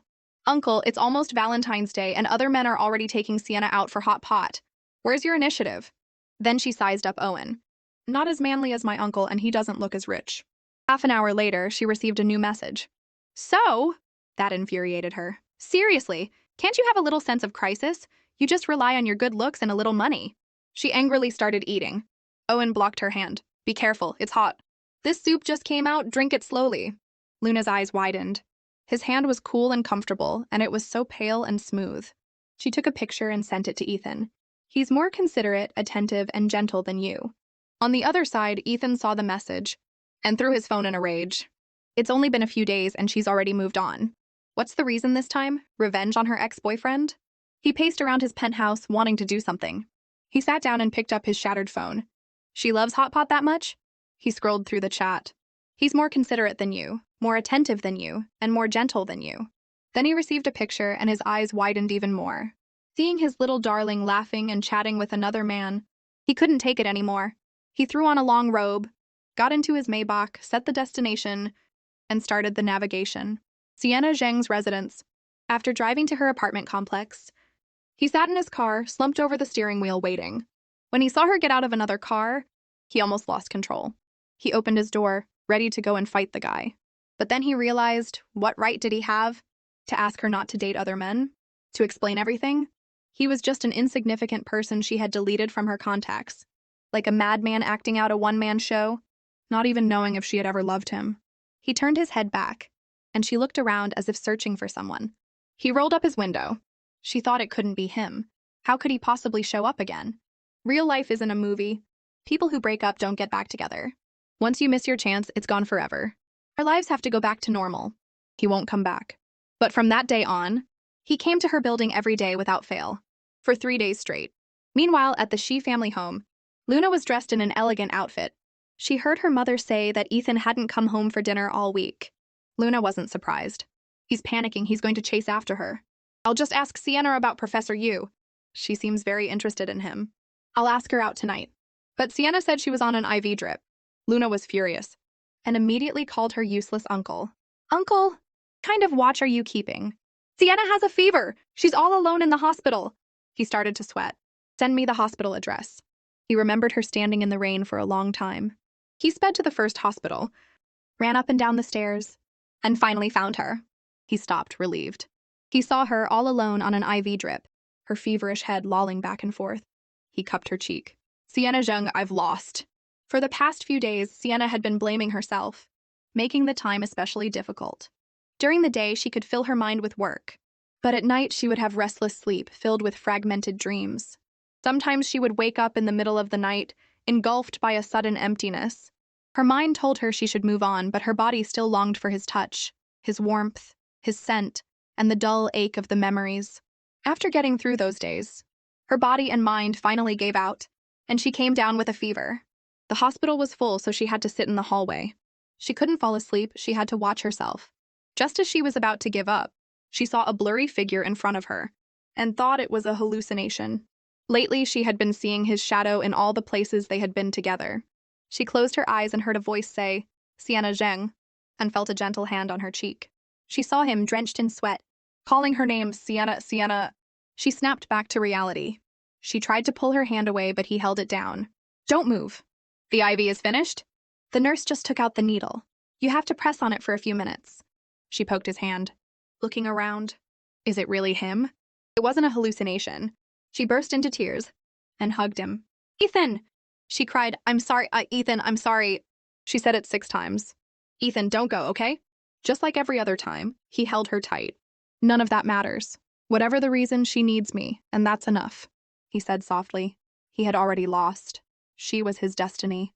The other people in the hospital were all watching them, and he was so embarrassed he had her transferred to another hospital. When she was getting an injection, she started to cry. Miss, can you be a little gentler? I'm scared of pain. He covered her eyes. She felt his touch, his warmth, proving over and over again that this wasn't a hallucination. He was really here. She was so grateful that he had come to find her, to be with her. But today is Valentine's Day and we're in a hospital. You should be in my bed, he said. She blushed and giggled. You're right. He was so happy he could die. He covered his face and laughed. She was also amused. After she was transferred and her fever went down, he got her a private room and hired 8 doctors to take care of her. When she heard the doctor say she would be fine after a few more days of rest, she slept soundly, even snoring. His eyes started to well up. He remembered her crying and hugging him, her watery eyes begging him, Ethan, I'm sorry, don't go, okay? A smile played on his lips. He quietly watched over her, playing with her hair. I won't go. In the middle of the night, she woke up and started looking for him. She saw him lying by the window, and he opened his eyes. I'm here. She saw he had changed into clean clothes, and she knew it wasn't a dream. He poured her a glass of hot water. Take your medicine first. She took the medicine with some warm water. It's only 2 o'clock, he said. Go back to sleep. But she insisted on getting up to work. As she stood up, she suddenly felt dizzy. He came over, scooped her up in a princess carry, wrapped her in a thick scarf, grabbed her laptop, and told her not to move. I'll take you home. Suddenly, she saw his shattered phone. A call came in, and a man's voice said, That Fiona seems to be interested in you. She stared, wide-eyed. A talented, beautiful, and single young woman like her is really rare. He didn't listen to the nonsense, and told her to hang up. She thought of that Fiona, how they had met at a banquet. A normal, deception-free start to a story. Her heart clenched. Unlike her and his memories, which were full of lies. He gently placed her in the car, and she grabbed his hand. Ethan, I wasn't completely lying to you. He looked at her clearly. Oh. Then he leaned in and fastened her seatbelt. Then what about Fiona? What do you mean by see how you perform? She was still dizzy. Performance opportunity? She decided to perform now. She grabbed his collar and pecked his chin again and again. He gently touched her forehead and lowered her seat. Back at her apartment complex, she was fidgeting, not wanting to get out of the car. Ethan, you still haven't told me how I'm supposed to perform. He saw her thinking so seriously, staring at her phone, and a fire ignited within him. He leaned closer. Have you forgotten what you should do first? She noticed his burning gaze on her hands, and she eagerly wrapped her arms around his waist. Ethan, is this what you want? The feel of him was strangely good, and she gave him a little squeeze. He laughed. Think about it some more. She looked up into his eyes and remembered a rainy night just like this, when she had first met him at the estate. She happily hugged him tighter. He didn't remind her. Just wrap the scarf around her again. From this angle, his love was overflowing as he gazed at her. Sienna, who told you that was the first time we met? After getting home, showering, and sending her files, she still couldn't figure it out. She sent him a message, then realized she had deleted him. She anxiously got his contact from Luna, finally added him back and sent him an emoji. He replied instantly, "Sleeping. I'm seriously thinking about something. What's your ideal girlfriend like? Quiet, proper, serious?" She was certain he liked her at least a little. Sienna Zheng, senior reporter at Finance Weekly. Quiet personality, proper profession, serious writing style. That's me. He replied sarcastically, "Is that so?" Then he sent a bunch of screenshots, all of her cheesy pickup lines. The dead memory suddenly attacked her, and she replied with a screen full of no, no, no. He told her to look at how quiet, proper, and serious she was. She suddenly sent him a movie invitation, and he smiled happily at the message. The next second, she sent another message. "Choose to accept." He replied, "Sienna, what's up? See you on Saturday." He was the first to fall asleep, but that "see you on Saturday" kept her up all night with excitement. When her scumbag ex came to Cloud Create for a project, the person he met with was Ethan. He didn't even look up, and the scumbag stumbled over his words several times during his presentation. Ethan tapped his fingers, extremely disappointed. His ex is this unimpressive? He remembered the first time he attended an event. The scumbag already had a girlfriend, but was still flirting with other women. Ethan had just glanced over, and as he was walking in, he took a call from a friend. "There are a lot of beautiful women here tonight." A sweet fragrance wafted past him, catching his attention. Sienna's focused professional demeanor had shaken his cold heart. He told his friend he wasn't interested in going in, and his friend teased him for being almost 30 and still single. But he thought of the beautiful, clean-looking Sienna. Close your eyes, and there are beautiful women everywhere. Then he heard a presentation on financial innovation, something he had studied abroad. He looked straight at the author on stage. He hadn't heard which part of her presentation it was, but his eyes were full of admiration. It's her! After she won an award for her presentation, he asked if she would be attending the next event. The first time he heard the name Miss Sienna Zheng, she was running past him with her award, smiling. Was my presentation amazing or what? He silently repeated her name. Sienna Zheng. But just as he reached out, she brushed past him and ran to her boyfriend. He was filled with envy and jealousy. A man like that doesn't deserve such an outstanding woman. His memory ended, and he received a mua from her. He stood up and told the scumbag to go home, ending the meeting. He answered her call. "Ethan, I miss you." He smiled even more brightly. He had never lost. A man like that didn't deserve his soulmate. But today, on her way to meet her potential boyfriend, she was beaming. She leaned over his desk looking at the stock market and started to complain. "Workaholic! We're supposed to be on a date and you're still working." After waiting for 15 minutes, she got thirsty and wanted to get some coffee. As she stood up, he reached out and pulled her onto his lap, his legs trapping hers, his eyes full of desire as he looked at her. She blushed. "What are you doing? Aren't we going to the movies?" He took her hand. "What's the rush? Let me look at you first." She was a little stunned. "You're so annoying. If you wanted to look at me, you should have said so earlier. After you're done, we're going to the movies." But he just smiled, squeezed her waist, gently put her back on the ground, and led her to the movie theater. She was a little disappointed. Just then, a woman called his name. It was the woman from the phone call. Sienna was instantly on guard, but the woman just sized her up and then ignored her, holding out her hand to him. "I'd like to add you on WeChat." Sienna took the offensive, grabbing the pretty woman's arm and insisting they all go to the movies together, which made him furious. During the movie, she could feel a burning gaze on the back of her head. Sparks flying. She took out the popcorn. "Ethan, want some?" He stubbornly refused. A mischievous idea formed in her mind. She held up a piece of popcorn, tempting him. "Lean over and I'll give you a kiss. Want one? He glanced behind her, scoffed, and then took her hand, eating the popcorn out of it. She forgot to breathe as she looked into his eyes. He gently put her hand down, his eyes full of her. "Sienna, I want more." For the second piece, she touched his soft lips, and he obediently ate it, their eyes locked in a seductive dance. He swallowed, and she giggled. The woman behind them had been watching the whole show. After the movie, Sienna went to touch up her makeup. The woman went up to him, thinking Sienna was his beautiful niece. "She's not my niece," he corrected her, "but she is very beautiful."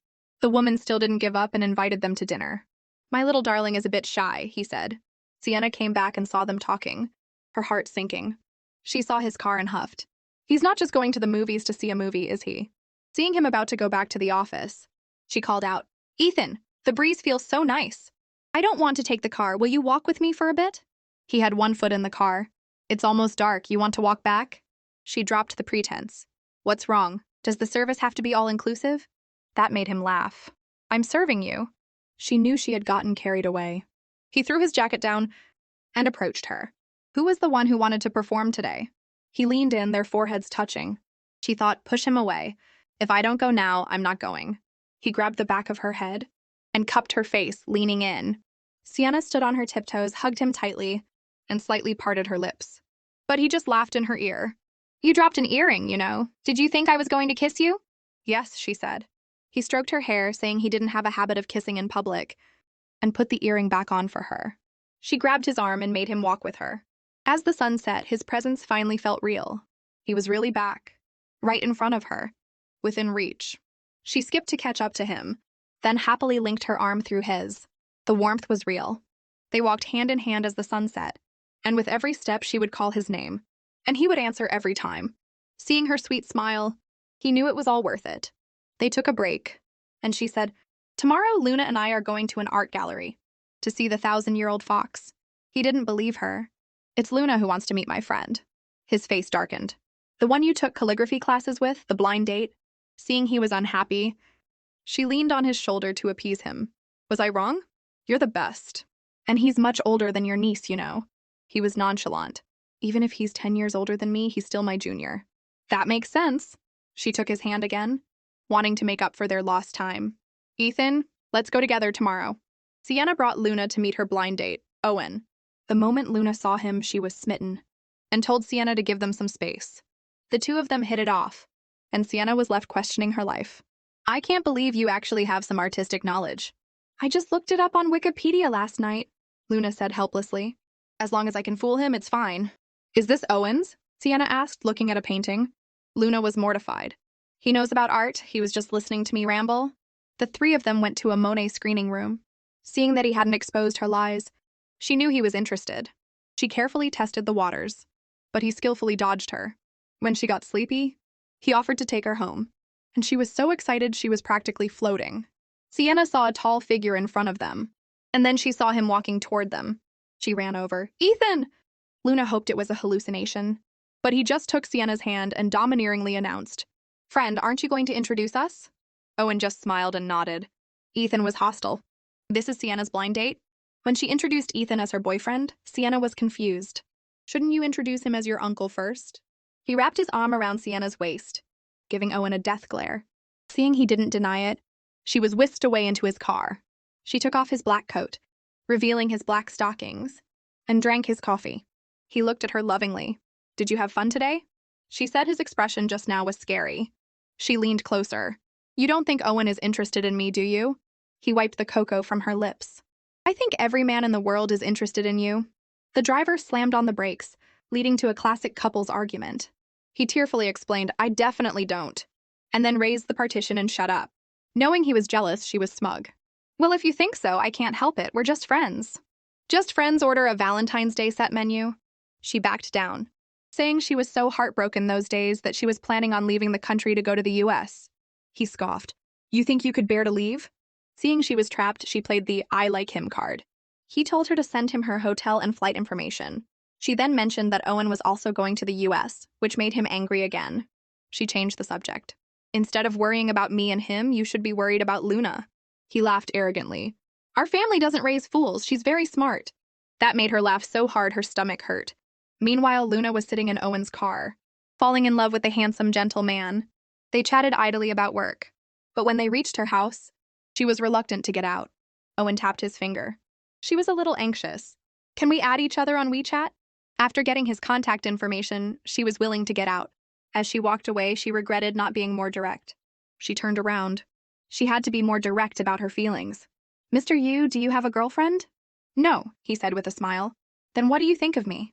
You're great, he said, still smiling. She looked at his face. Sienna had said he studied abroad for many years. She decided to take the first step. Then, shall we go to your place?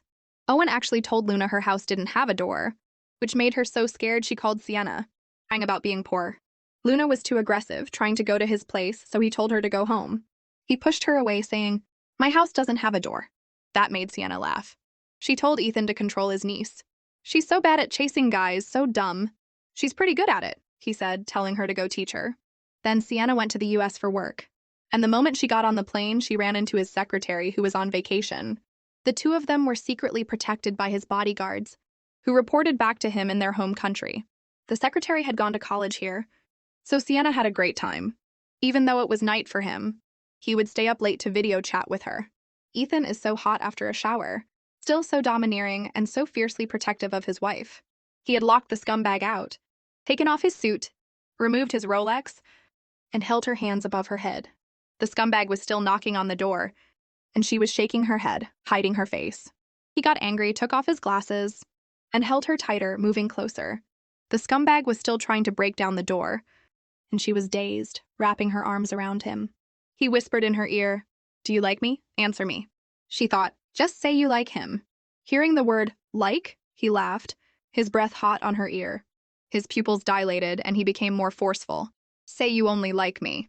And she said she had only ever liked him. Now they were following their own desires, confirming their feelings. Knowing she liked him, he held her even tighter, constantly seeking confirmation, until she cried cute little tears and he was sure she really had feelings for him. So he didn't have to hold back anymore. He watched her, dazed from his kisses, her eyes only for him, and then he made her cry. Then he calmly opened the door, comforting her. "Be good, don't sleep, wait for me. And don't open the door for strangers." The scumbag was standing there and he heard. Now he protected her, his voice low and threatening. "If you cross my line, then I'll make you live like a dog for the rest of your life." Sienna was meticulously getting a pedicure, and a colleague, drawn by the smell, came over. "Wow, you've already kissed. Are you official? Don't go on maternity leave during the end-of-year rush." To make it official, Sienna immediately followed her colleague's advice and went out to buy something. But she ran into him on her way back. She mumbled something about going to the convenience store, and he dizzily pulled her close and kissed her. "Are you trying to get into my heart?" She played with the drunk lion. Since he was drunk, she should take off his glasses. "What's your prescription? $4.50. She rubbed his face. "That's so high, you can't see without them?" He squinted at her. "I can see you just fine." She sat on his lap, wriggling awkwardly, and started playing with his hair. He was still teasing her, and she got annoyed. "Tell me what happened today. You forcibly kissed me, you know?" Then he said something outrageous. She went for the big one. "Ethan, call me baby." He stroked her hair. "Baby, want another kiss?" She stood up and issued a warning. "I'm going to record this to have some evidence." He couldn't have asked for anything more. He would just leave evidence on her. Just then, she was pulled into a tight hug, and she loved the fire in his eyes. He was completely lost in her, all his defenses down, completely hers. Her eyes were red and swollen. "The evidence I leave,